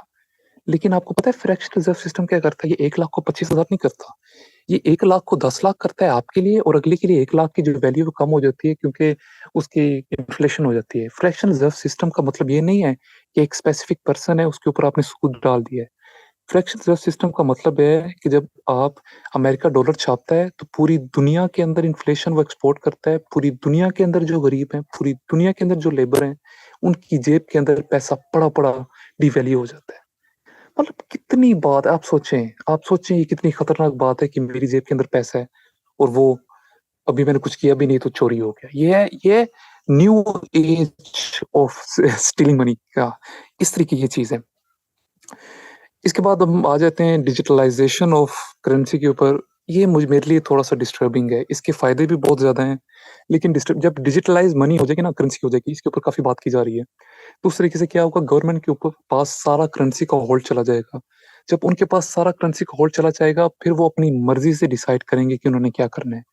अब जब पाकिस्तान के अंदर पैसा वो छापते हैं ना, तो उन्हें अंदाजा नहीं होता कितना छापना है, किस तरह करना है, नहीं। लेकिन जब डिजिटलाइज करेंसी हो जाएगी तो इनके लिए ट्रिपल इजी हो जाएगा और वो कभी भी किसी को भी चाहेंगे बैन कर सकेंगे। वो प्रॉपर कंट्रोल रख पाएंगे कि हम क्या खर्च रहे हैं, कैसे खर्च रहे हैं, क्यों खर्च रहे हैं। ठीक है, अब आगे बढ़ते हैं। ठीक है, अब ना एक बात है कि फॉर एग्जाम्पल जब हम करंट सिस्टम की बात करते हैं ना, करंट सिस्टम के अंदर दो आइडियोलॉजीज काफी मशहूर हैं, सोशलिज्म की भी, कैपिटलिज्म की भी। हमें सोशलिज्म का भी एक तरह से हदीस के अंदर दर्ज मिलता है और दूसरे नंबर पे हमें कैपिटलिज्म का भी मिलता है। हम किसी एक को सपोर्ट नहीं कर सकते, हमें दोनों के कुछ कुछ पार्ट्स लेने, कुछ कुछ नहीं लेने। अक्सर लोग सोशलिज्म को करते हैं और इस्लाम को उसका मतलब हदीस से रेफरेंस लेते हैं, और कुछ लोग सिर्फ कैपिटलिज्म सपोर्ट करते हैं और हदीस से रेफरेंस लेते हैं। हालांकि दोनों के रेफरेंस हमें मिल जाते हैं। इसके अंदर प्रॉफेट मोहम्मद सल्लल्लाहु अलैहि वसल्लम फरमाते हैं, "Those are your brothers, worker under you, who are around you. Allah has placed them under you. So if any one of you has someone under him, he should feed him out what he himself eats, clothe him like what he himself puts on. Let him not put so much burden on him that he is not able to bear. And then if that be the case, then lend your help to him." Bukhari 2359। Okay, इसके अंदर हमें ये clearly बताया जा रहा है कि जैसा खुद पहनो वैसा अगले को पहनाओ। जैसा आप फॉर एग्जांपल जैसा आप खुद पहन रहे हो, आप अगले को पहनाओ। अगर मैं बिल्कुल डायरेक्टली ट्रांसलेशन करूं, आप उसके ऊपर टेंशन मत डालो। मतलब सेम इक्वालिटी, ये सोशलिज्म कहते हैं। देखो, हम इक्वालिटी की बात करते हैं, हम ये नहीं कहते कि अमीर 10 लाख का सूट पहने और गरीब 1000 का। हम कहते हैं दोनों एक जैसा खाएं, एक जैसा पिए, एक जैसे कपड़े पहने। That's good, that's great. Islam भी हमें इक्वालिटी का दर्ज देता है। जबरदस्त, ग्रेट। अब इस तरीके से जब ये एक हदीस बंदा पढ़ेगा तो उसे लगेगा कि ओहो, इस्लाम तो सोशलिज्म प्रमोट करता है, तो anti now from now on I am anti capitalist. लेकिन इसके अंदर अब मैं एक हदीस आपके साथ शेयर करूंगा जो कैपिटलिस्ट को सपोर्ट करती है, ताकि आपको मैं बता सकूं कि इस्लाम दोनों को सपोर्ट करता है। ठीक है, ये है मुस्लिम 15:17 की। ठीक है, try to buy commodities before they reach market is prohibited because market will decide price. Muslim, ये बहुत जबरदस्त है। मतलब सोशलिज्म के और कम्युनिज्म के अंदर क्या होता है कि जो गवर्नमेंट है वो डिसाइड कर सकती है कि प्राइसेस क्या होंगी, वो मार्केट को अपनी मर्जी से चला सकते हैं। लेकिन इस हदीस से हमें, जो मुस्लिम 15:17 के अंदर है, हमें बताया गया है कि कमोडिटीज की प्राइस हुक्मरान तय नहीं करेगा, मार्केट तय करेगी। तो ये कैपिटलिज्म के आ जाती है, सोशलिज्म के खिलाफ आ जाती है। उसके बाद अब ना इसके अंदर ना मैं फॉर एग्जाम्पल जब मैंने फ्रैक्शनल रिजर्व सिस्टम बात की, फ्रैक्शनल रिजर्व सिस्टम के अंदर मेनली मॉनेटरी सिस्टम भी आ जाता है, जो हमारा करेंसी सिस्टम है। तो करेंसी सिस्टम से बेसिकली मुराद ये लोग ये लेते हैं कि हमारे पास जो पैसे हैं वो किसी न किसी किस्म की वैल्यू होल्ड करते हैं, या ज्यादातर कुछ लोग तो ये बिलीव करते हैं कि पैसा हमारा गोल्ड से बैक्ड है। हालांकि आज तक कुछ लोग हैं, एक ऐसी परसेंटेज है जो बिलीव रखती है। मैंने एक उलमा को ऑनलाइन सुन लिया मीडिया पे, तो मैं बड़ा हैरान हूँ। मतलब अभी भी लोग बिलीव करते हैं कि गोल्ड से बैक्ड है करेंसी। तो इसके अंदर ना एक क्लियरली बात लिखी हुई है। Ibn Abbas, may Allah be pleased with him, reported Allah Messenger, peace be upon him, as saying, "He who buy food grain should not sell it until he has taken possession of it." ये बड़ी जबरदस्त बात है कि for example आपने food grain खरीद लिया है और आपके पास उसकी पर्ची आ गई है, लेकिन आपने अभी उसे पोजेस नहीं किया। मैं ना इस पे थोड़ा सा फोर्स करना चाहता हूँ, आपको क्लियरली समझ आए कि फॉर एग्जाम्पल मैं एक दुकानदार के पास गया हूँ और मैंने उससे समझ लें ग्रेन खरीद लिया है, गंदम खरीद लिया है 10 किलो। ठीक है, 10 किलो मैंने उसे आटा खरीदा है और मैंने उसे पैसे दे दिए, उसने मुझे रसीद दे दी है। अब वो अंदर चला गया गंदम लेने के लिए और उसने कहा मैं गोदाम से लेकर आ रहा हूँ, अब वेट करो। मेरे पास अब वो पर्ची है, मेरी उस पर्ची के ऊपर लिखा हुआ है कि इस फलाने बंदे ने मुझे 10 किलो बेच दी है, पेमेंट हो चुकी है और इसने मुझे बेच दी है। इसका मतलब मैं ऑफिशियली पर्ची की वजह से उसका ओनर बन चुका हूँ। लेकिन हमें ऑर्डर दिया गया है, जब तक पोजेशन आपके अंडर वो चीज ना आए, आपके हाथ में वो चीज़ ना आए, आप आगे नहीं दे सकते। तो ये जो पर्ची है, क्या नोट पर्ची नहीं है? क्या ये नोट ये नहीं है कि अच्छा ये आप हुकूमत कहती है 10,000 5,000 रुपए का नोट ले लो, इसकी वैल्यू जो है इसकी बैक्ड है। हम गवर्नमेंट इसकी वैल्यू बैक करते हैं लेकिन वो सिर्फ़ पर्चियाँ हैं। इसका मतलब है कि फॉर एग्ज़ाम्पल मैं आपको मिसाल देता हूँ, आप पर्चियों पे कारोबार नहीं कर सकते क्योंकि ये ऐसा हो सकता है ना कि अभी वो गोदाम के अंदर गया है, मैं कहा आप अभी गोदाम के अंदर हो, मैं पर्ची किसी और को पकड़ा दूँ। तो अब जब ये होगा तो इस तरीके से क्या होगा कि गोदाम वाला भी मालिक है और पर्ची वाला भी मालिक है क्योंकि अभी उसके पास पोज़ेशन एक्सचेंज नहीं हुआ है। और यही मसला है नोटों के ऊपर। फॉर एग्ज़ाम्पल हमारी अवाम अभी आ जाती है, कहते हैं ठीक है, हम अपनी करेंसी अभी डॉलर से बैक कर देते हैं, सॉरी गोल्ड से बैक कर देते हैं, ये आप पैसा ले लो। लेकिन मैं एक ऐसी करेंसी कैसे बनाऊँ कि जो बैक्ड तो है लेकिन मेरे पास अभी उसकी पोज़ेशन नहीं आई क्योंकि मुझे ऑर्डर है हज़रत मोहम्मद सल्लल्लाहु अलैहि वसल्लम का कि आप कभी भी कोई भी ऐसी चीज़, क्योंकि अब फॉर एग्ज़ाम्पल जब हम आपको ये चीज़ क्लियर होनी चाहिए, कहते हैं कि जब हम पर्ची किसी को देते हैं ना तो हम पैसे जब किसी को देते हैं तो हम अपना पैसा बेच रहे होते हैं। उस पैसे की जो वैल्यू है ना जो उसके पीछे लगी हुई है वो बेचते हैं, एक्सचेंज है, it's a matter of exchange. तो हम ये करते हैं। तो ये मुझे हदीस जो मिली मुझे काफ़ी यूज़फुल हुई साबित। तो इसके अंदर अब मैं लास्ट कंक्लूजन की तरफ जाऊँगा, मुझे लगता है मैंने काफ़ी टाइम ले लिया है। जिसके अंदर अब ये हैं, जिसके अंदर मैंने तो छोटे-मोटे बनाए थे कि इस्लामिक फाइनेंशियल इंस्टीट्यूशन के अंदर जो हमारा विज़न और मिशन है, वो है कि हमने अपॉर्च्युनिटीज़ जो हैं पुअर के लिए वो प्रोवाइड्स करनी है। वो किस तरीके से प्रोवाइड करेंगे पुअर के लिए अपॉर्च्युनिटीज़? नंबर 1 सबसे ज़्यादा जो हम फ़ायदा गरीब का कर सकते हैं, आप फ्रैक्शनल रिज़र्व सिस्टम को ख़त्म करें। आप एलीट की जो मोनोपोली है मार्केट में, वो ख़त्म करें। जब आप वो एलीट की मोनोपोली ख़त्म करोगे, आप फ्रैक्शनल रिज़र्व सिस्टम को ख़त्म करोगे, इसका मतलब है वो जितने पैसे कमाएँगे उसको उसकी उतनी वैल्यू मिलेगी। जब उतनी वैल्यू मिलेगी, तो वो बहुत ईज़िली आगे बढ़ सकेंगे और इंशाल्लाह वो बहुत तरक्की कर पाएँगे। फिर इस तरीके से जब वो तरक्की करेंगे तो रिच और पुअर का गैप ख़त्म होना शुरू हो जाएगा। और ज़ाहिर-सी बात है मोनोपोली आपको ख़त्म करनी ही पड़ेगी। अब करंट आइडियोलॉजीज़ के अंदर जब मैंने आपको बात की कि सोशलिज़्म चल रहा है, कैपिटलिज़्म चल रहा है, इसके अंदर जो कैपिटलिज़्म के जो साइड इफ़ेक्ट्स हैं वो ये हैं कि कैपिटलिस्ट के पास बहुत पावर आ जाती है। कैपिटलिस्ट के पास इतनी पावर आ जाती है कि वो पूरी मार्केट को कंट्रोल कर लेता है और ये हम देख भी रहे हैं। कैपिटलिस्ट आजकल अमेरिका को कैपिटलिस्ट चलाते हैं और रशिया और ये चाइना को उनकी गवर्नमेंट चलाती है। ये हमेशा याद रखिएगा, अमेरिका को उनकी गवर्नमेंट्स नहीं चलाती। हमेशा ये बात याद रखिएगा। कैपिटलिस्ट सोसाइटी के अंदर हमेशा कैपिटलिस्ट डिसाइड करता है कि क्या होगा, गवर्नमेंट डिसाइड नहीं करती, गवर्नमेंट पावरलेस होती है। कम्युनिज़्म के अंदर मसला ये है कि गवर्नमेंट कंट्रोल करती है मार्केट को, जो कि हमने अभी हदीस की कि ऐसा नहीं हो सकता। इकोनॉमिक जो फ्रीडम होता है वो कम होता है, जो कि नहीं होना चाहिए। हर बंदे को फेयर अपॉर्च्युनिटीज़ मिलनी चाहिए। कम्युनिज़्म और सोशलिज़्म का जो सबसे बड़ा मेन मसला वो ये है कि जो ज़्यादा वैल्यू प्रोवाइड करेगा मार्केट को, उसको रिवॉर्ड भी ज़्यादा मिलना चाहिए। ये नहीं कि एक बंदा 25 साल, 30 साल मेहनत करके एक डिग्री हासिल करे, या डॉक्टर बने और या न्यूरो साइंटिस्ट बने, उसकी उसकी वैल्यू और एक बंदा है जो 30 साल घर बैठा रहे और अब उसने कई उठा लिए, दोनों सेम नहीं हो सकते। या हमें इस चीज़ पे बिलीव रखना चाहिए। उसके बाद और इसके बाद ना फिर सवाल आता है कि साथ फिर हम फिर क्यों कह रहे हो कि कपड़े सेम हो, खाना सेम हो? कपड़े, ये जो हदीस है ना, ये इस वजह से आ गई है, अल्लाह ताला ने कहा है कपड़ों या खानों या रहने की बेस के ऊपर अपना स्टेटस मत बनाओ। ये एंटी स्टेटस हदीस है, राइट? जो हमें बहुत अच्छा लगता है ना स्टेटस। अब चैलेंजेस क्या हैं? अब देखें, जब मैं चैलेंजेस की बात करता हूँ, मैंने आपको दिखाया है कि उनका जो सिस्टम है वो कितना करप्ट है और वो सिस्टम सिर्फ डिज़ाइन इस तरीके से किया गया है कि वो अमीर से अमीर-तर होते जाएँ। हम अक्सर औकात ये सुनते थे कि पुराने ज़माने में बादशाह होते थे, उनका दिल करता था वो पूरी दुनिया फ़तह कर लें और एंड पे वो मर जाते थे। आज के ज़माने में हमें लगता है नहीं यार, अब तो वो दुनिया फ़तह करने वाला रूल ख़त्म हो गया। नहीं, ग्लोबलाइज़ेशन की वजह से आज भी लोग ऐसे हैं जो कहते हैं हमारी पूरी दुनिया पे असर रसूख हो। और 2 नैरेटिव्स जो इस वक़्त हैं वो लड़ रहे हैं, कैपिटलिस्ट और कम्युनिस्ट। ये कम्युनिज़्म और कैपिटलिज़्म ये लड़ाई कोल्ड वॉर सारी हुई इन 2 नज़रियात के ऊपर है। अभी भी लोग चाहते हैं कि हमारा नज़रिया पूरी दुनिया पे राज करे। अब फॉर एग्ज़ाम्पल अमेरिका को हमारे जैसे मुल्क को फ़तह करने की क्या ज़रूरत है? जब हम खाना उन जैसा खाना चाहते हैं, कपड़े उन जैसे पहनना चाहते हैं, हालाँकि ये जाने बगैर कि उनके जो कपड़ों का चेंज कैसे आया, नेकेडनेस कैसे आई, उनके ट्रेंड कैसे बने, उनके अंदर ये जितनी भी अजीब चीज़ें कैसे आई, उनकी पॉलिसीज़ जो चेंज है, उनका कल्चर चेंज कैसे है, ये जाने बगैर हम उनके जैसा बनना चाहते हैं, तो गुलाम तो हैं ना, उन्हें हमें फ़तह करने की क्या ज़रूरत है? जब 80% ऑफ द दुनिया, मतलब पूरी दुनिया की 80% आपके पीछे है, आपको फ़ॉलो करना चाहती है, आपको अपने आप से बेहतर मानती है, दुनिया फतह करने की क्या जरूरत है, दुनिया तो ऑलरेडी फतह हो चुकी है। तो जब हम इनके सिस्टम को चैलेंज करेंगे तो सबसे पहले हमारी सेकुलर एलीट जो इस सब चीजों से सबसे ज्यादा फायदा उठा रही है वो हमें रेजिस्ट करेगी, क्यों? जिसको पहले फायदा हो रहा है वो क्यों अपना फायदा खराब करेगा, वो हमारे खिलाफ आएंगे।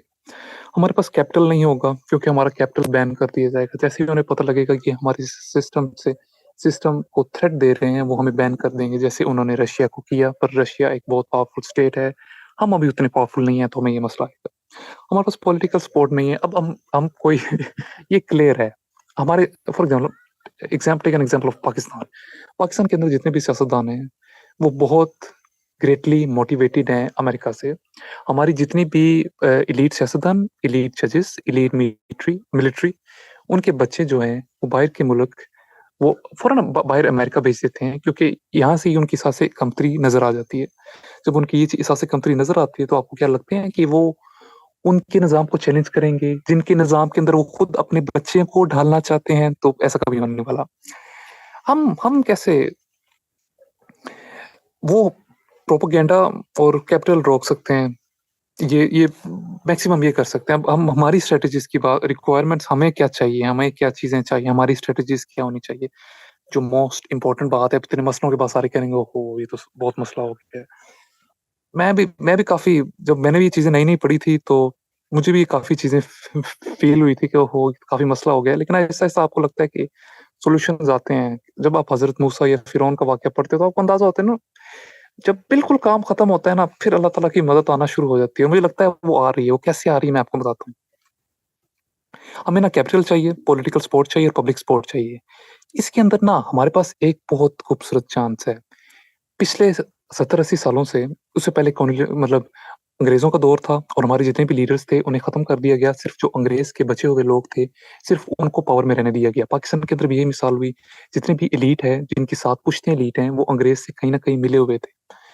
तो मसला ये था कि हमारे पास जो हमारे एक्चुअल लीडर्स थे वो रहे ही नहीं, और जो अंग्रेज के पीछे लगने वाले कौम लोग थे उनको बहुत चीजों से नवाजा गया। इतना नवाजा गया कि अब 70-80 साल गुजर चुके हैं पर उनके पैसे नहीं खत्म हुए। तो उस तरीके से क्या होगा कि पिछले कई 100 सालों से, 200-250 सालों से मुसलमान काफी चीजें फेस कर रहे थे। फिर 9/11 हो गया, उसकी वजह से मुसलमानों की इमेज बहुत खराब होगी। लेकिन अब वो चीज नहीं है। गाजा और इसराइल की वॉर के अंदर आपने एक चीज रियलाइज की होगी, मुसलमान बैकफुट पे नहीं है। ये इतनी खुशी की बात है ना कि आप तसव्वुर नहीं कर सकते कि मुसलमान फ्रंट फुट पे हैं। आप ट्विटर उठा के देखें, जो रहबाए हैं वो ऊपर नहीं आना चाह रहे, वो बैक फुट पे जा चुके हैं। यूनाइटेड किंगडम के अंदर 10 लाख का मतलब अराउंड, पता नहीं मैं कोट सही करूं फिगर्स के नहीं, पर बहुत बड़ा वहां पर वो प्रोटेस्ट करते हैं। पूरे यूरोप के अंदर, फ्रांस के अंदर, पूरे यूरोप के अंदर मुस्लिम पॉपुलेशन बहुत ज्यादा हो चुकी है। सब मुसलमानों को एक दूसरी नजर दे रहे हैं। सेलिब्रिटीज मुस्लिम्स में कन्वर्ट हो रहे हैं। उन्हें लगता है कि ये लोग डिसिप्लिन पीपल हैं, ये लोग शराबें नहीं पीते, ये लोग औरतों में नहीं रहते, ये बहुत मतलब ये अपने बिलीव्स को बहुत स्ट्रांगली डिफेंड करते हैं। स्पेशली एलजीबीटीक्यू के बाद लोग हमें दोबारा इज्जत की नजर से देखने लग गए हैं। ये ऐसे है ना कि जैसे अंधेरे के अंदर एक छोटी सी रोशनी चलती है। हमें ये चीज को अंडर एस्टिमेट नहीं करना। सिर्फ ये चीज जो है ना, ये हमें आगे ले जा सकती है। हम सियासतदानों को कभी कन्विंस नहीं कर पाएंगे, हम कभी भी खरबपति नहीं बन पाएंगे। अगर खरबपति बनना होता ना तो हज़रत मोहम्मद सल्लल्लाहु अलैहि वसल्लम ने हमें, जो उन्होंने गरीबी की लाइफ गुजारी है, जो उन्होंने फाके गुजारे हैं, उन्होंने कभी भी ना गुजारे होते। उन्होंने इसलिए गुजारे क्योंकि हमने ये चीज फेस करनी है। लेकिन हमने जीतना है मॉरल वैल्यूज के ऊपर। लोग दोबारा से मुसलमानों को आइडियलाइज करने लग गए हैं, दोबारा से उन्हें फॉलो करने लग गए हैं, दोबारा से इन्हें पहचानने लग गए हैं। जो उनके ऊपर गलत इमेज थी ना वो खत्म हो गई। दोबारा से वो फील करने लग गए हैं कि ये अच्छे हैं। और देखें, सोसाइटी के अंदर पावर इन्फ्लुएंस से आती है। पैसे से ज्यादा इन्फ्लुएंस मैटर करता है। अगर वो लोग आपको फॉलो करना शुरू कर दें, जैसे एक जमाने में हमने उन्हें फॉलो करना शुरू कर दिया था, अगर वो आपको फॉलो करना शुरू कर दें और जो लोगों का रुझान है वो हमारी तरफ आ जाए, इससे जबरदस्त बात ही नहीं होगी। जब इन्हें पता होगा कि ये लोग जो हैं जब ये बात करते हैं तो ये दुरुस्त बात करते हैं और ये सीधे राइट प्रिंसिपल्स के ऊपर खड़े होते हैं, तो हमें फॉलो करेंगे। मैंने जितने भी आपको मसले गिनवाए, सियासतदानों में मसला है, हमारी इकोनॉमी में मसला है, ये फ्रैक्शनल रिजर्व सिस्टम पब्लिक की सपोर्ट के बगैर नहीं चल सकता। ये सिर्फ तब चलता है कि जब आप एक बहुत बड़ी परसेंटेज जो है, जो दुनिया के अंदर है, उसको आप मैनिपुलेट करके रखो। जब इतनी बड़ी परसेंटेज को आप मैनिपुलेट करके रखते हो, उन्हें पता नहीं होता। मैं आप जितनी भी प्रेजेंटेशन सुन रहे हो, ये जितनी भी मैंने आपसे बातें की हैं, ये जिस तरीके से पैसे तैयार होते हैं, ये 90% लोगों को नहीं पता। मैं एक क्वाइट है, वो एक शख्स का क्वाइट था, नॉन मुस्लिम ही था, पर मेरे ज़हन से निकल गया। उनके जिस दिन लोगों को पता चल गया कि हाउ दैट्स ये money system work, that same day revolution will come. और उसकी बात दुरुस्त थी, और हालांकि वो उसकी बात बहुत पुरानी है, पर आप क्या बिलीव कर सकते हो कि 80-90% हमारी एफर्ट, 80-90% हमारा टाइम पैसे कमाने में गुजर जाता है, लेकिन फिर भी पैसा आ कहाँ से रहा है, कैसे बनता है, क्यों बनता है, इन्फ्लेशन कैसे आती है, हमें पता ही नहीं है। एंड बस मैं एंड इसी चीज पे करूंगा कि कभी भी well aware nation, well aware कौम कभी भी मैनिपुलेट नहीं हो सकती। मैनिपुलेट कौम सिर्फ तब होती है जब अवेयरनेस की कमी होती है, जब आपको हर उनका प्रोपेगेंडा, हर उनकी चीज से आप वेल अवेयर होगे, आपको मैनिपुलेट नहीं किया जा सकता, फिर आपको कोई भी वो गलत चीज नहीं बेच सकते। लेकिन अगर हम वेल अवेयर नहीं होंगे ना, तो फिर ऐसा ही होगा कि एक टाइम था कि क्रिश्चियंस लड़कियां फुल लिबास के अंदर होती थी, सम सॉर्ट ऑफ हिजाब के अंदर होती थी, और 50-60 ईयर्स के अंदर वो हाफ नेकेड हो चुकी हैं, और उनकी अब वो मेरे पता नहीं कौन से एक्सट्रीम लेवल पे जाएंगी, हम तसव्वुर नहीं कर सकते। LGBTQ की जो एक्सेप्टेंस है, वो 3% से लेकर अब 23% पे जा चुकी है। और क्यों जा रही है? क्योंकि नेटफ्लिक्स के अंदर, यूट्यूब के अंदर वो अपना प्रोपोगेंडा इस तरीके से पुश कर रहे हैं, और बहुत तेजी से पुश कर रहे हैं, और बेशर्म होके पुश कर रहे हैं। और फॉर एग्जाम्पल, अब मैंने काफी टाइम ले लिया, मैं एंड ये करूंगा कि सिर्फ और सिर्फ हम इसी तरीके से बच सकते हैं कि well aware nation, well aware कौम कभी भी मैनिपुलेट नहीं हो सकते, और जब आप मैनिपुलेट नहीं होगे, हम मेरे ख्याल से कामयाब हो जाएंगे। शुक्रिया। Jazakallah Saad. Thank you so much for the epic presentation you gave, and we have received a lot of, mashallah, positive comments आ रहे हैं सबके, and I think सबके questions भी होंगे, तो अपने questions पूछने के लिए hand raise कर लें। feedback form भी share हो चुका है, आप वहाँ पे भी अपना feedback दें regarding the presentation। जी सादिया, मैं आपको unmute कर रही हूँ। जी अस्सलाम वालेकुम। Again I would congratulate, very well needed presentation, क्योंकि ये सिस्टम वाकई ही किसी को नहीं मालूम। बैंकिंग सिस्टम स्पेशली जो है ना, आम बंदे की समझ से बाहर है। मेरा सवाल ये है, आपने इतनी अच्छी रिसर्च पेश की सारी, मुझे थोड़ा सा आइडिया इसका ये है कि जब ये स्टार्टिंग में बैंकिंग सिस्टम आया है, तो आप इसको थोड़ा ज़्यादा अच्छे तरीके से समझा सकेंगे कि इसको कहते ये हैं कि बैंक्स बनाए गए और जो मुख्तलिफ मुल्कों से गोल्ड लिया गया और करेंसी जारी की गई, कुछ इस तरह से है। और गोल्ड लेने का उनका कोई खास मकसद था, और उन्होंने वो गोल्ड रिजर्व किया। ये जो जिन्होंने भी बैंक स्टार्टिंग में बनाए हैं, या वो लोग थे कौन, और किस बेस पे उन्होंने ये स्टार्टिंग ली, और ये इसका क्या मकसद था उनका कि उन्होंने गोल्ड लिया और उसके दूसरे कहना कागज, जैसे आप कह रहे हैं, कागज दे दिया हाथ में, एक पर्ची पकड़ा दी कि ये लें जी, जिसकी कोई वर्थ नहीं होती एक्चुअली। इसके बारे में अगर आपको है, आपने रिसर्च की है। आप हाँ बिल्कुल, आप अपना सवाल रिपीट करेंगे? मेरी ऐप क्रैश तो होगी थी, I am sorry for that.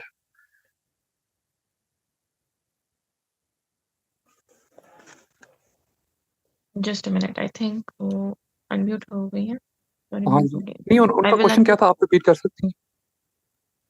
It's better ji, you मेरा खुद सवाल था, जी फ्रॉम जी द स्टार्टिंग पॉइंट ना, जब बैंकिंग सिस्टम जी जी स्टार्ट हुआ है, मैंने ये थोड़ा सा ओके, मुझे है आइडिया कि जो मैंने सुना है या मैंने हाँ हाँ देखा है कि ये कहा यह जाता है कि गोल्ड लिया था इन्होंने स्टार्टिंग में, बैंकिंग सिस्टम जब स्टार्ट किया था, मुल्कों से गोल्ड लिया था, रिजर्व किया था उसको, और उसके बदले करेंसी नोट छापे जी। गए थे और उसको दिया गया था, स्टार्टिंग ली थी।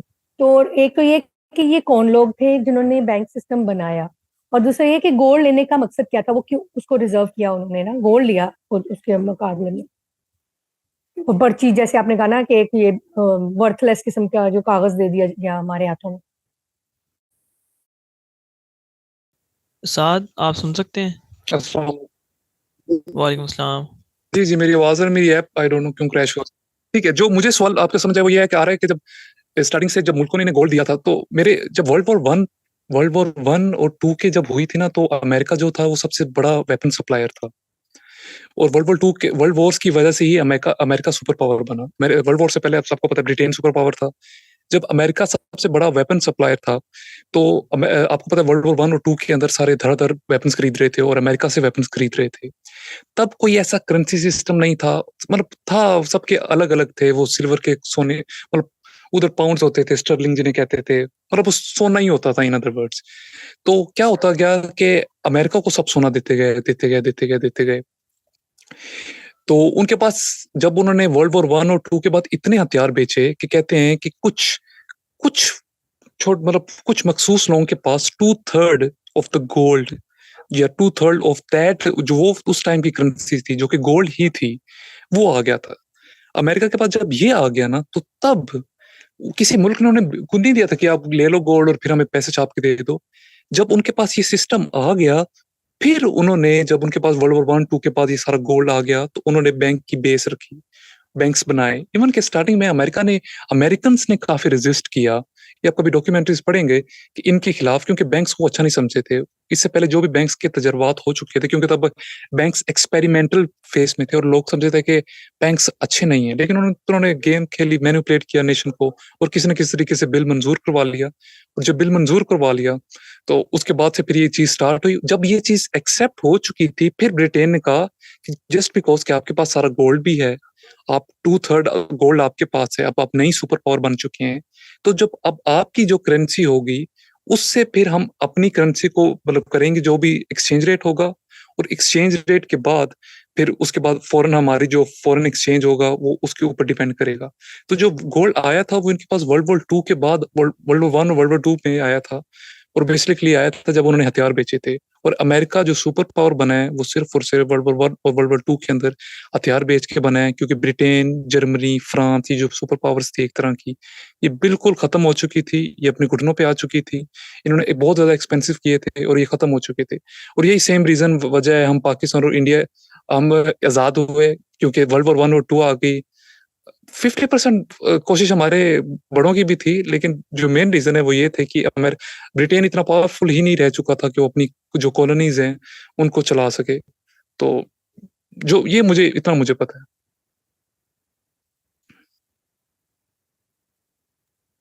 Okay, जज़ाकल्लाह साहब फॉर आंसरिंग जी। तो वकार आप अनम्यूट कर लें।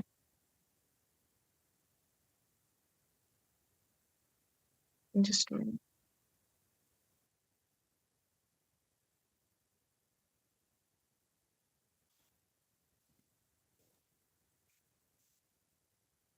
जी Waqar, you can unmute now.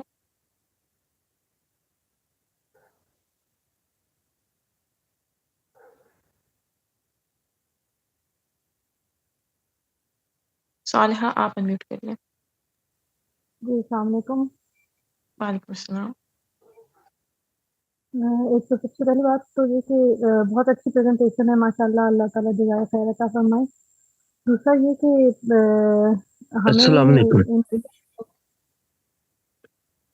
पहले जी मेरे पास ना एक मिनट। जी पहले जी मेरे पास अनम्यूट आप की उसमें ऑप्शन नहीं आ रही थी, तो अब मैं बता सकता हूँ। जी आप कर लें सवाल। जी, मेरा सवाल नहीं है, मेरा रिप्लाई था। वो अभी एक टीएल ने पूछा था कि बैंकिंग सिस्टम कैसे चला था और फिर आगे ये सारा गोल्ड अमेरिका के पास कैसे चला गया। तो उसके बारे में थोड़ा-सा मैं गाइड करना चाहूँगा कि बैंकिंग सिस्टम ज्यूज़ ने शुरू किया था। ज्यूज़ होते थे इंग्लैंड में और ये होते थे गोल्डस्मिथ। तो लोग इनके पास सोना रखते थे और सोने के बदले उनको एक ये चिट लिख के दे देते थे कि इसका इतना सोना हमारे पास पड़ा है।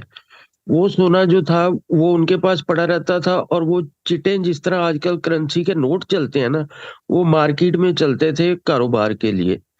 जब ये उन्होंने देखा तो उन्होंने वही सोना के लोग तो लेने नहीं आते, लोगों को लेंड करना शुरू कर दिया। उससे आहिस्ता-आहिस्ता बैंकिंग सिस्टम इवॉल्व हुआ और फिर जो उस वक़्त का बादशाह था उसने जंग लड़नी थी, उसने उनसे लोन लेने के लिए उनसे रिक्वेस्ट की कि मुझे लोन चाहिए क्योंकि मैंने जंग लड़नी है। अब वो बादशाह का कौन-सा था वो मुझे उसका नाम नहीं याद, लेकिन उस वक्त ज्यूज ने ये फ्रैक्शनल रिजर्व सिस्टम की जो है ना इजाजत मांगी कि हम जितनी मर्जी करेंसी क्रिएट करना चाहें कर लें, हमें इसकी इजाजत दी जाए। और फर्स्ट बैंक जो था बैंक ऑफ इंग्लैंड बना था। तो ये तो मुख्तसर सी उसकी हिस्ट्री है बैंकिंग की। और अमेरिकन ने ये किया था कि डॉलर को कर दिया गोल्ड के साथ नथी कि आप इतना $1 लाएंगे तो एक स्पेसिफिक अमाउंट गोल्ड आपको हम वापस करेंगे उससे और साथ में उन्होंने ये किया कि जो ऑयल प्रोड्यूसिंग कंट्रीज थी उनको कहा कि आपने जो ऑयल है वो सेल करना है डॉलर में। अब जिसने भी ऑयल लेना है उसको डॉलर चाहिए, तो डॉलर लेने के लिए गोल्ड अमेरिका में जमा होना शुरू हो गया और कागज के करेंसी नोट डॉलर दुनिया में फैलने लग गए। और इस तरह जिस वक्त अमेरिकन ने देख लिया कि हमने बेतहाशा गोल्ड जमा कर लिया है, तो उन्होंने अपनी करेंसी को डीलिंग कर दिया गोल्ड से। और उन्होंने कहा, बल्कि उन्होंने इन पार्ट्स किया था। पहले उन्होंने कहा कि आम लोगों को हम डॉलर के बदले में गोल्ड नहीं देंगे, बल्कि जो गवर्नमेंट किसी मुल्क की मांगेगी तो उसको दे देंगे। फिर उन्होंने देखा कि इसके खिलाफ कोई रिबिलियन नहीं आया, तो उन्होंने गवर्नमेंट जो है उसके साथ भी एग्रीमेंट खत्म कर दिया कि अब हमारे पास इतनी पावर है, हम सबको कंट्रोल कर सकते हैं, हम किसी को भी गोल्ड वापस नहीं करेंगे, आप डॉलर ले सकते हैं। ये फिएट करेंसी की बेसिक हिस्ट्री है।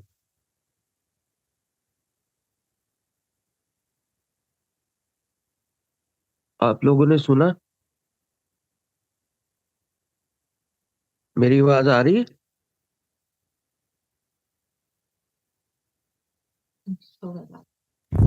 जी आपकी आवाज़ बिल्कुल आ रही है। आपने अपना पॉइंट ऐड कर लिया तो आगे मूव करता हूँ मैं फिर, ठीक है? जी जी जी जी प्लीज। जी जी वकार साहब, बहुत शुक्रिया आपका फॉर योर वैल्यूएबल इंसाइट।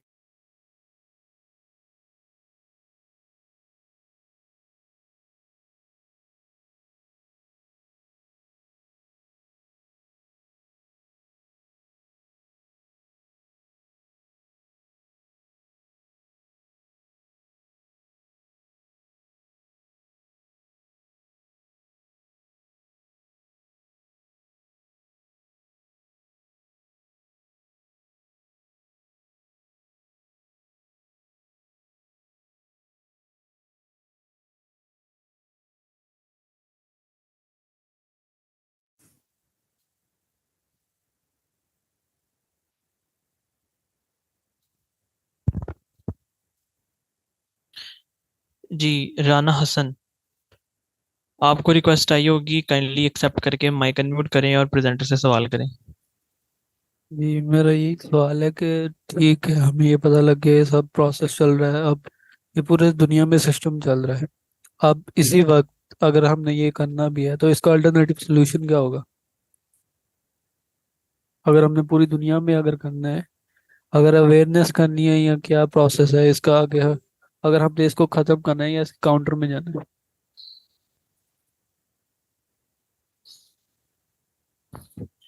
जी साद, आपको भी रिक्वेस्ट आई है, काइंडली आप माइक अपना अनम्यूट करके सवाल का जवाब दे दें।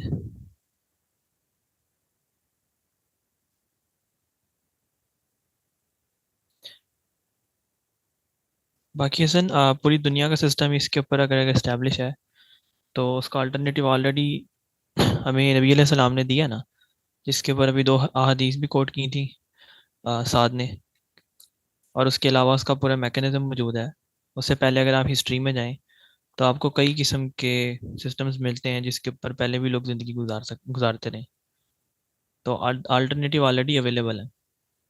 तो फिर वो दुनिया में एक्सेप्टेबल क्यों नहीं है एज पॉपुलर, एज जी बैंकिंग जी सिस्टम जी पॉपुलर वो है? बेसिकली ना, जब आपके पास कोई भी चीज़ दुनिया में कई सालों तक प्रमोट रहती है ना, तो वो आपकी हैबिट का, आपकी एक आदत बन जाती है। आपकी साइकोलॉजी के अंदर वो आ, काफ़ी ज़्यादा इनकॉर्पोरेट हो जाती है। तो फिर उसको बदलना जो है ना वो इतना आसान नहीं होता, और लोगों के लिए उसको छोड़ना भी इतना आसान नहीं होता। इस वजह से लोगों का एक्सेप्टेंस रेट जो है वो किसी नई चीज़ के ऊपर कम होता है। तो ये एक साइकोलॉजिकल फैक्टर है जो किसी भी चीज़ के लिए लोगों का हो सकता है। जैसे अगर हम निज़ाम टोटल तौर के ऊपर बदलने की बात करते हैं, तो आपके पास भी चीज़ को आप एजुकेशन सिस्टम को चेंज करने के ऊपर आप बात करेंगे तब भी आपको रेजिस्टेंस मिलेगी। आप फाइनेंशियल सिस्टम को चेंज करने की बात करोगे तब भी आपको रेजिस्टेंस मिलेगी। इवन आप कम्युनिकेट करने के तरीके और बात करने का तरीका, किसी भी तरीके को नई सिरे से लेोगे जिसके ऊपर लोग पहले चल रहे हैं, तो ज़्यादातर जो लोग हैं वो उसके ख़िलाफ़ ही जाते हैं। तो ये साइकोलॉजी का मसला है। बाकी साथ भी यहाँ आ गए हैं, वो आपको अपना आंसर रिकॉर्ड करा देते हैं। जी साद, आपको रिक्वेस्ट आ गई होगी, अनम्यूट करके सवाल का जवाब दे दें।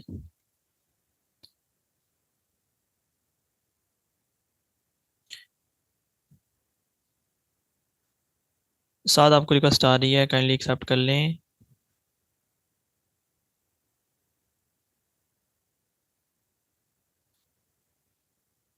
प्रेजेंटर जो है he is facing serious internet disturbance right now, जिसकी वजह से आपको डिले आ रहा है सवालात के जवाब मिलने में।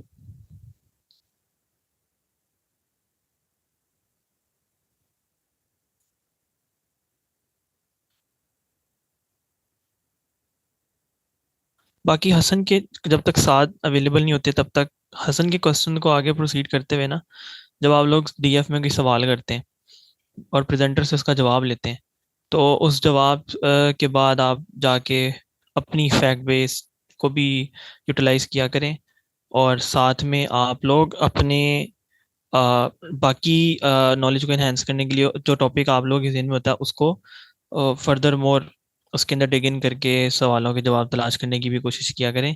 क्योंकि डिस्कशन इनिशिएट करने का मकसद ही होता है कि जब आप डिस्कस करते हैं और आपके ज़हन में मुख्तलिफ नुक्ते उजागर होते हैं, तो उन डॉट को कनेक्ट करने के लिए आप बाकी यहाँ पे आके डिस्कशन सुनते हो, उसमें पार्ट लेते हो, लेकिन अपनी नॉलेज बेस के अंदर भी आपको नॉलेज खुद डेवलप करना पड़ेगा, तो असल तौर के ऊपर जो हम सब यहाँ पे इकट्ठे होते हैं उसका मकसद पूरा होगा।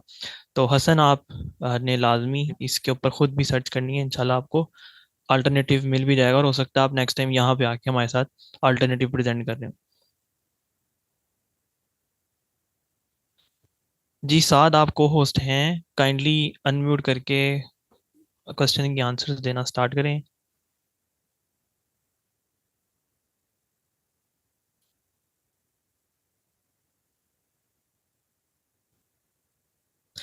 ओके, तब तक नेक्स्ट क्वेश्चन लेते हैं। मेरी आवाज आ रही है? जी साद, आ रही है। इससे पहले मेरी दोबारा ऐप क्रैश हुई, मैं आंसर दे दूं। उन्होंने कहा है कि ये जल्दी ये हम चेंज क्यों नहीं कर पा रहे, क्योंकि जो जी अमीर लोग हैं ना, जिन्हें कैपिटल मिल जाता है फौरन, क्योंकि फ्रैक्शनल रिजर्व सिस्टम का मतलब ये है वो आर्टिफिशियल मनी प्रोवाइड करते हैं। आर्टिफिशियल मनी के बाद मतलब ये है कि बैंक के पास अगर करोड़ है तो वो आपको 10 करोड़ अवेलेबल कर सकता है। इसका मतलब ये है कि जो बंदा कैपिटल है, जिसके कैपिटल चाहिए अपना बिजनेस चलाने के लिए, जो कि एलीट है, उसके लिए तो जन्नत है ना। उसके लिए तो ऐसे है कि वो अपना बहुत इजीली बिजनेस चला सकता है। उनके लिए कैपिटल मतलब उनके पास पड़ा होता है, और बैंक्स भी उससे डबल प्रॉफिट कमा रहे हैं। जो हम कहते हैं ना ये चीज चेंज क्यों नहीं रही, चेंज क्यों नहीं करनी, सियासतदानों ने, मिलीनियर्स ने या जो कैपिटलिस्ट हैं वो करेंगे। वो क्यों करेंगे जब उनके लिए इतना जबरदस्त सिस्टम है जो उन्हें अमीर से अमीर तक बना रहा है। सिर्फ और सिर्फ हम इन्हें इससे चेंज क्यों नहीं कर पा रहे, क्योंकि जो ऊपर वाले लोग हैं वो इससे फायदा उठा रहे हैं, और हमारी डिसीजन मेकिंग में ही ऊपर वाले लोग हैं। मतलब आप एक मिसाल ले लें, एक बंदे ने ब्रांड लॉन्च करना है और उसे एकदम से 100 करोड़ मिल जाए बैंक से, तो उससे क्या जरूरत पड़ी है इस सिस्टम को चेंज करने की, जब उसे पता है कि उसके पास इतना जबरदस्त सिस्टम है। आपने कभी ये जो अमेरिका के मिलियनर्स हैं, कभी इनकी बुक्स नहीं पढ़ी? वो कहते हैं कि डेट इज अ ब्लेसिंग। वो सिर्फ और सिर्फ अपना सारा कारोबार ही डेट पे करते हैं। वो कहते हैं जब हम डेट यूज करते हैं, मतलब हम किसी का पैसा यूज करते हैं, डेट तो होते ही नहीं पैसे हैं। जो हम डेट यूज करते हैं, हम जैसे मैंने आपको डिफाइन किया, डेट नया पैसा है, आर्टिफिशियल मनी है। हम जब डेट यूज करते हैं ना, हम पे टैक्स लगता है। जो हम डेट यूज करते हैं तो हम पे इतनी परसेंटेज हम पे पड़ती है, लेकिन उससे ज्यादा हम पैसे कमा लेते हैं। वो कहते हैं हम अमीर होते हैं किसी के पैसे से, जब उनके लिए इतना कैपिटल ऑन द गो पड़ा हुआ है, तो वो क्यों चेंज करेंगे। और हमें ये चीज माननी पड़ेगी, पब्लिक डिसाइड नहीं कर रही गवर्नमेंट पॉलिसीज, ये कैपिटल वाले लोग कर रहे हैं, और यही मेन इशू है, इस वजह से चेंज नहीं हो रहा।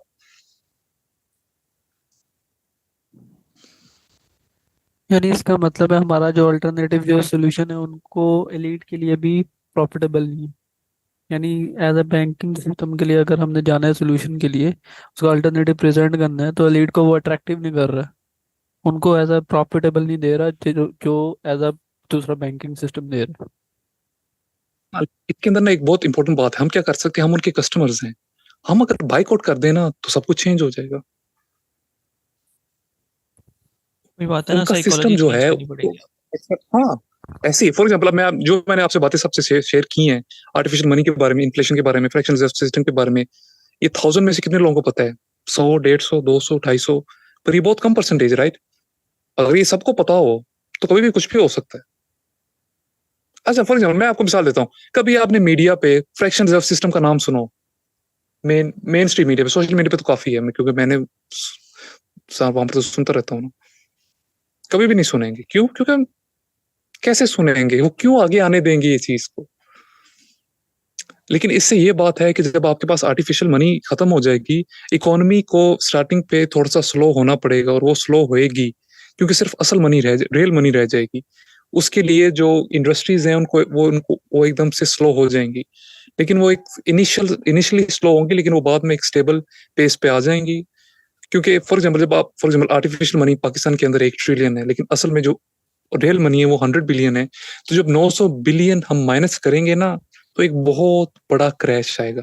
आपको पता है जब अमेरिका रिसेशन में जाता है 2008 के अंदर, जब भी रिसेशन में जाता है, वो पैसे छापना शुरू कर देते हैं, और उनकी साइकी ये है, वो कहते हैं चलो ठीक है हम पैसे छापेंगे, महंगाई तो बढ़ेगी, लेकिन जब हम पैसे छापेंगे, हम कर्जा देंगे 0% इंटरेस्ट के ऊपर, जो कि आर्टिफिशियल मनी होगी।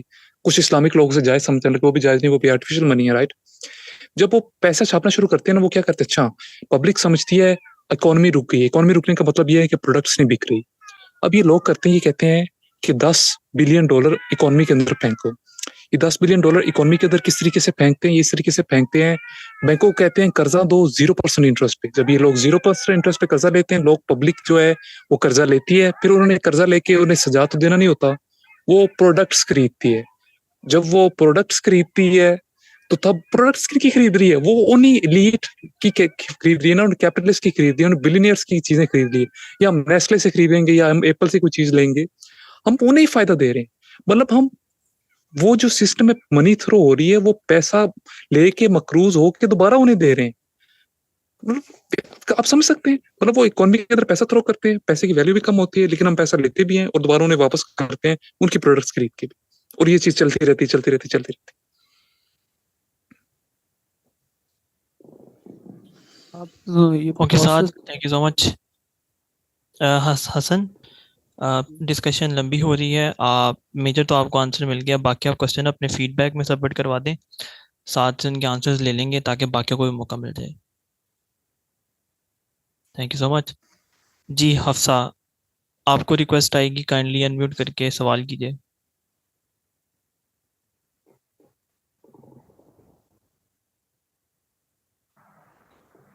हफ्सा, आपको रिक्वेस्ट आई है, काइंडली इसको एक्सेप्ट कर लें। जी जी, अस्सलाम वालेकुम। एक्चुअली मेरा क्वेश्चन ये था कि अगर हम इस्लामिक हिस्ट्री देखें तो मुझे लगता है कि किसी बैंकिंग सिस्टम का कोई वजूद नहीं हमें मिलता इस्लामिक हिस्ट्री में, और हमने देखा है कि हमारे अम्बिया अलैहिस्सलाम और सहाबा कराम सब ने बेहतरीन फाइनेंशियल सिस्टम कायम करके दिखाया। मदीने की रियासत कायम करके दिखाई, उसमें भी फाइनेंशियल सिस्टम जो हमारे नबी पाक सल्लल्लाहु अलैहि वसल्लम ने कायम करके दिखाया। तो जब विदाउट एनी बैंकिंग सिस्टम वो कर सकते हैं, तो हमें बैंकिंग सिस्टम की ज़रूरत क्यों पेश आ रही है? क्योंकि बैंकिंग सिस्टम मेरे ख्याल में सेव करने के लिए होता है, स्टार्ट इसीलिए हुआ था बैंकिंग सिस्टम, रकम सेव करने के लिए। तो सेव करने और जमा करने से तो वैसे ही अल्लाह रब्बुल इज़्ज़त ने मना फरमाया है, तो हमें इस चीज़ की ज़रूरत क्यों पड़ रही है?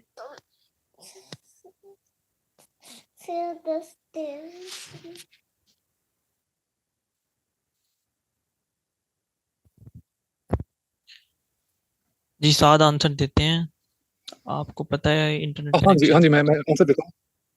जी हाँ, मैं दोबारा नेटवर्क क्रैश हो रही है। चले मैं असल ना हम जब इस्लाम की तरफ देखते हैं ना, तो हमें इस चीज़ का नहीं मिलता, क्योंकि जो बैंकिंग सिस्टम है ये मेरे ख्याल से एक गोल्डस्मिथ की दुकान से शुरू होता है, अब से 17-18 सेंचुरी के अंदर। उसके बाद ये ऐसा इवॉल्व होता गया, लेकिन जो मेन पावरफुल जब ये हुआ था, ये वर्ल्ड वॉर 1 और 2 के बाद हुआ था। उसके पहले ये बैंक चल रहे थे, इवन कि इंडिया सब कॉन्टिनेंट में भी आए थे। ब्रिटिश के दौर में ही हमारे पास इंडिया में बैंकिंग सिस्टम आया था, और इसकी रेपुटेशन अच्छी नहीं होती थी।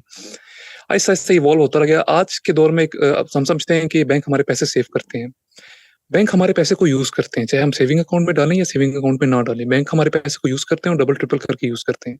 मसला ये है कि बैंक्स जिस तरीके से बैंक्स अभी हैं, हमें इस तरीके की बैंक्स नहीं चाहिए, दुरुस्त बात है। हमें बैंक्स को 2 चीज़ों में डिस्ट्रीब्यूट करना चाहिए। एक बैंक वो हो जो एक तरह का एज़ अ लॉकर हो, मतलब जो जिस तरीके से हमारा लॉकर हो ना, जिसको प्रॉपर प्रोटेक्शन हो, जो हम दुनिया में किसी भी एटीएम से अपने पैसे निकलवा सकें, कहीं पर भी जा सकें, पैसों को ट्रांज़ैक्शन करवा सकें। वो सिर्फ़ लॉकर का काम हो और उसके ऊपर जो उनकी लेबर है, जो उनकी सिक्योरिटी प्रोवाइड कर रहे हैं, हमें ये फैसिलिटी प्रोवाइड कर रहे हैं, उनको हम उनका पे करें, एक और अच्छा मार्जिन पे करें। दूसरे नंबर पे एक ये लॉकर टाइप हो गया। दूसरा बैंक वो हो जिसके अंदर आप वो इन्वेस्टमेंट कंपनी हो, जिसके अंदर जिन लोगों ने पैसे रखवा के जो उन्होंने सेविंग पे सूद लेने हैं, उसकी बजाय वो इन्वेस्टमेंट कंपनी के अंदर डालें और उनको प्रॉपर रिपोर्ट दी जाए कि आप ये कंपनी का हिस्सा हो, हमने आपके पैसे यहाँ पर इन्वेस्ट किए, इसका रिटर्न ये है। ये 2 तरीके होंगे। तीसरा तरीका ये होता है, अब जो मसला ये बनता है, अब एक ऑप्शन खत्म हो जाती है और वो ये है कि जो लोगों के लिए वो खत्म हो जाता है, जिसे हम कहते हैं कि जो कैपिटलिस्ट लोगों के लिए कैपिटल खत्म हो जाता है, वो कैपिटल कहाँ से खींचेंगे? सिर्फ ये मेन मसला है और ये चीज़ हम प्रोवाइड भी नहीं कर पाएँगे। फॉर एग्ज़ाम्पल इस्लामिक हिस्ट्री के अंदर ये कोई भी हमें मिसाल नहीं मिलती कि एक जो अरबपति है, उसको मज़ीद अरबों-पति, मतलब अरबों और दो ताकि वो मज़ीद खरबपति हो जाए। कभी भी ऐसा नहीं होता। अगर एक अरबपति है, उसके ऊपर बल्कि इंसिस्ट किया जाता है कि अपने नीचे देखो, ये जो इतना ह्यूज गैप डिफरेंस आ गया है पैसे के अंदर, ये नहीं आना चाहिए। अपने कपड़े सेम रखो, अपना खाना सेम रखो, ये चीज़ें सेम रखो। मुझे लगता है कि बैंकों को अपने मेन रोल पे आना चाहिए कि हमारे पैसों को ये सेफ रखें, ट्रांज़ैक्शन के लिए यूज़ हो, मैं चाहे दुबई जाऊँ, तो मैं चाहे कराची जाऊँ, ईज़िली ट्रांज़ैक्शन हो सके, मैं ऑनलाइन अपनी पेमेंट्स कर सकूँ और दूसरी तरफ पे एक इन्वेस्टमेंट कंपनी हो कि जिन्होंने लोगों ने पैसे सेव करने हैं, उनके पैसे अच्छी जगह पे इन्वेस्ट हो सकें। और ये जो इन्वेस्टमेंट कंपनीज़ हैं, ये कैपिटल प्रोवाइड करें बिज़नेसमैन को। लेकिन जितने भी बिज़नेसेज़ हैं, वो हलाल हों। मैं कभी-कभी लोगों से कहता हूँ कि फॉर एग्ज़ाम्पल आपने मार्केट में शेयर तो खरीदा हुआ है किसी कंपनी का, लेकिन जो पर वो अगर इस्लामिक प्रिंसिपल्स पे काम नहीं कर रही, फॉर एग्ज़ाम्पल जो इस्लामिक बैंक्स हैं, वो कहते हैं हम आपको प्रॉफिट शेयरिंग के हिसाब से रिटर्न देते हैं, बहुत अच्छी बात है। लेकिन क्या आप ये बता सकते हैं जो इस्लामिक बैंकिंग है, जिन कंपनीज़ के अंदर आप पैसे डाल रहे हो, क्या वो हलाल हैं? अगर आप नेस्ले के अंदर पैसे डाल रहे हो, तो क्या नेस्ले इस्लामिक रूल्स फॉलो कर रही है? क्या कर रही है? क्या आप हमें क्लियर बता सकते हैं कि कहाँ-कहाँ पर इन्वेस्ट कर रहे हैं? क्या वो सारे, क्योंकि हमें पता है ना 99% जो मल्टीनेशनल कंपनीज़ हैं, वो इस्लामिक लॉज़ फ़ॉलो नहीं कर रही। तो हम क्या किसी ऐसी कंपनी का हिस्सा बन रहे हैं जो इस्लामिक लॉज़ को फ़ॉलो नहीं कर रही? तो ये काफ़ी बड़ा मेस है और ये तब भी ठीक होगा कि जब एक एक इन्वेस्टमेंट कंपनी हो और एक लॉकर कंपनी हो। लॉकर का काम सिर्फ़ वो हो जो हमारे पैसे सेव करे और ट्रांज़ैक्शन करे और हम उन्हें जो भी उसके ऊपर परसेंटेज बनती है वो दें, ताकि क्योंकि वो हमारी सिक्योरिटी प्रोवाइड कर रहे हैं एज़ अ गार्ड, हमारे वो पैसों के गार्ड हैं, राइट? और दूसरी पास हमारे पास एक इन्वेस्टर कंपनी हो जो लोगों को कैपिटल प्रोवाइड करे, क्योंकि कैपिटल आ रहा है इस वजह से नहीं कि फॉर एग्ज़ाम्पल वो पैसे दे रहे हैं, उन्हें पता है कि अब हमें रिटर्न नहीं मिलना। जब इन्वेस्टमेंट कंपनी के एक बंदा लाख रुपया लेकर जाएगा, तो उसके अपने बैंक से लाख रुपया गायब हो जाएगा और अगले को मिल जाएगा। ये फ्रैक्शन रिज़र्व सिस्टम की तरह नहीं होगा कि उससे भी लाख शो हो रहा है, अगले को भी 90 हो रहा है, अगले को 80 हो रहा है, अगले को 70 हो रहा है और ये इस तरीके से अनलिमिटेड अमाउंट नहीं हो जाएगी। तो मुझे लगता है बैंकों को इन 2 रोल्स के अंदर डिवाइड कर दिया जाए।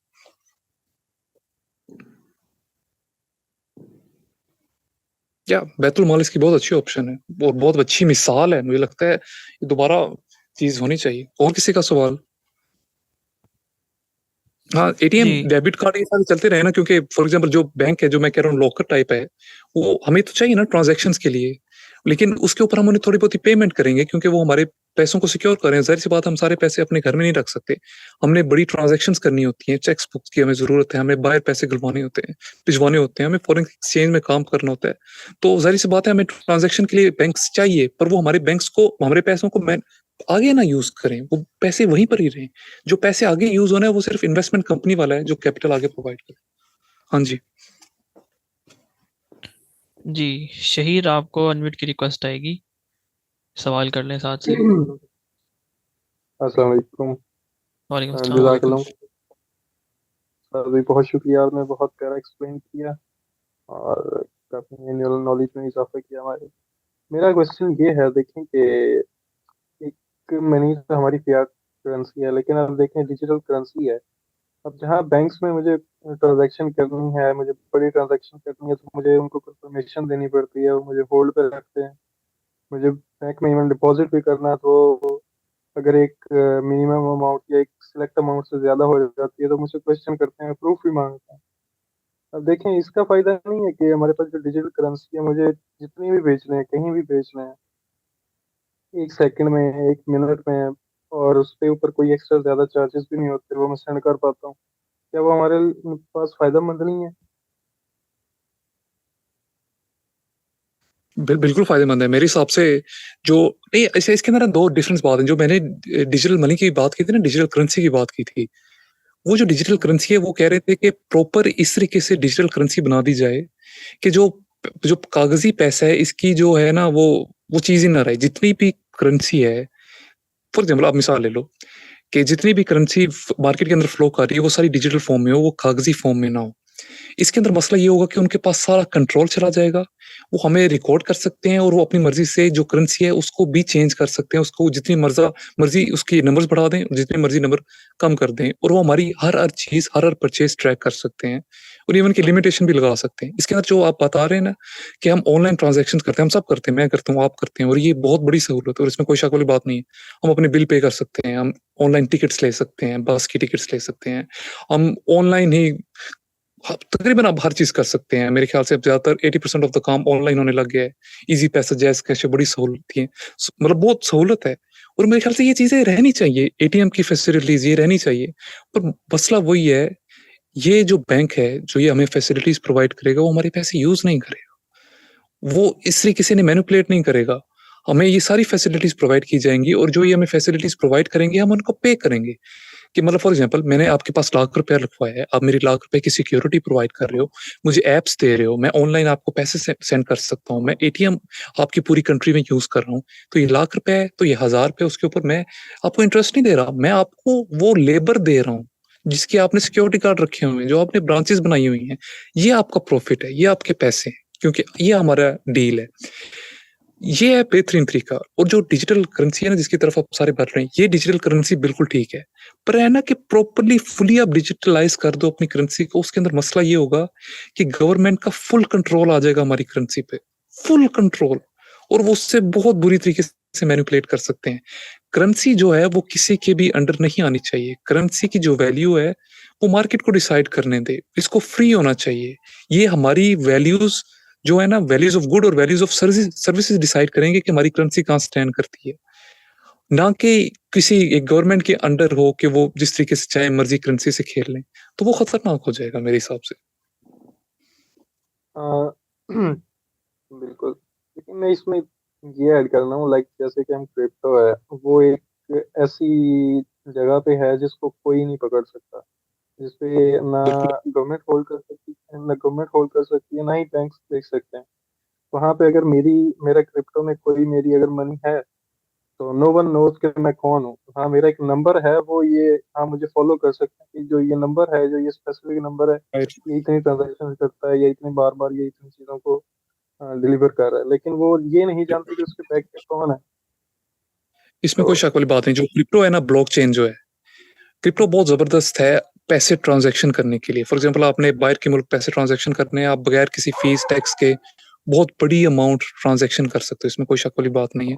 लेकिन क्रिप्टो इन इट सेल्फ ठीक नहीं है, क्योंकि क्रिप्टो इन सेल्फ अगर आपको प्रॉफिट हो रहा है तो आप किसी के लॉस के ऊपर प्रॉफिट कर रहे हो, जो कि बहुत खतरनाक बात है। मतलब कभी भी आप प्रॉफिट के ऊपर जब भी आप बेच रहे हो तो कोई बंदा लॉस के ऊपर खरीद रहा है। इवन कि आप फॉर एग्जाम्पल मिसाल ले लो, क्रिप्टो के ऊपर प्रॉफिट कमाने वाले उतने नहीं जितने लॉस कमाने वाले हैं। आप क्रिप्टो में मिसाल ले लो, जो कॉइन को ऑन करता है ना वो कभी भी उसको जीरो कर सकता है। मेरे पास मल्टीपल मिसालें हैं, जो कॉइन है वो एकदम से जीरो हो गए। फॉर एग्जाम्पल क्या है, मैंने कॉइन बिल्ड किया, कॉइन की वैल्यू बनी तब जब लोगों ने उसे खरीदना शुरू किया, और मैंने उसकी आर्टिफिशियली वैल्यू बढ़ा दी क्योंकि मैंने भी उसके ऊपर पैसा थ्रो कर दिया। जब लोगों ने उसको पैसा बढ़ाते बढ़ाते उसे एक सर्टेन लेवल पे ले गए तो मैंने अपना सारा पैसा एकदम से निकाल लिया और उसकी वैल्यू ड्रॉप कर गई। ये एज इन इटसेल्फ बिजनेस के लिए थोड़ी खतरनाक है, इट्स लाइक गैम्बलिंग।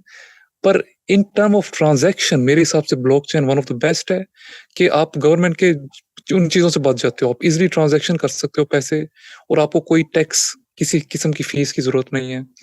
और बड़ी जबरदस्त बात, और मुझे लगता है कि इस तरीके की ब्लॉकचेन्स और होनी चाहिए कि जिनके अंदर गवर्नमेंट इंटरफेयर ना कर सके। ये बड़ी जबरदस्त बात है। लेकिन वो ब्लॉकचेन बनाने वाला भी तो कोई है ना जिसका भी पता ही नहीं है।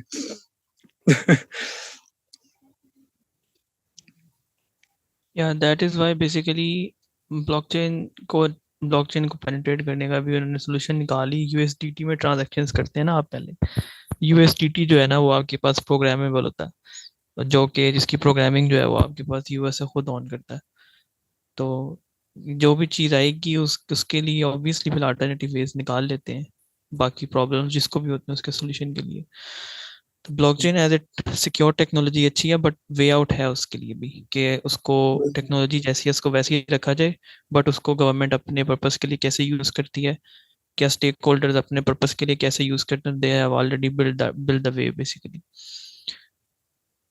ओके, सो मैं अब सेशन को वाइंड अप करने की तरफ जा रहा हूँ बिकॉज टाइम की शॉर्टेज है, और फीडबैक फॉर्म शेयर हो गया हुआ है, दोबारा से उसको फिल कर लें, अपना फीडबैक रिकॉर्ड करवाएं, और उसमें जो आपकी सजेशंस हैं, प्रेजेंटर से रिलेटेड सवालात हैं, या आपके पास फैक्ट से रिलेटेड कोई चीज़ है जिसको बेहतर करने की ज़रूरत है, उसको आप शेयर कर लें ताकि वो आगे फर्दर नेक्स्ट सेशन में इम्प्रूव भी होती रहे। और बाकी जो आप लोग के रिमेनिंग सवालात उनका जवाब इंशाल्लाह आपको मिल जाएगा।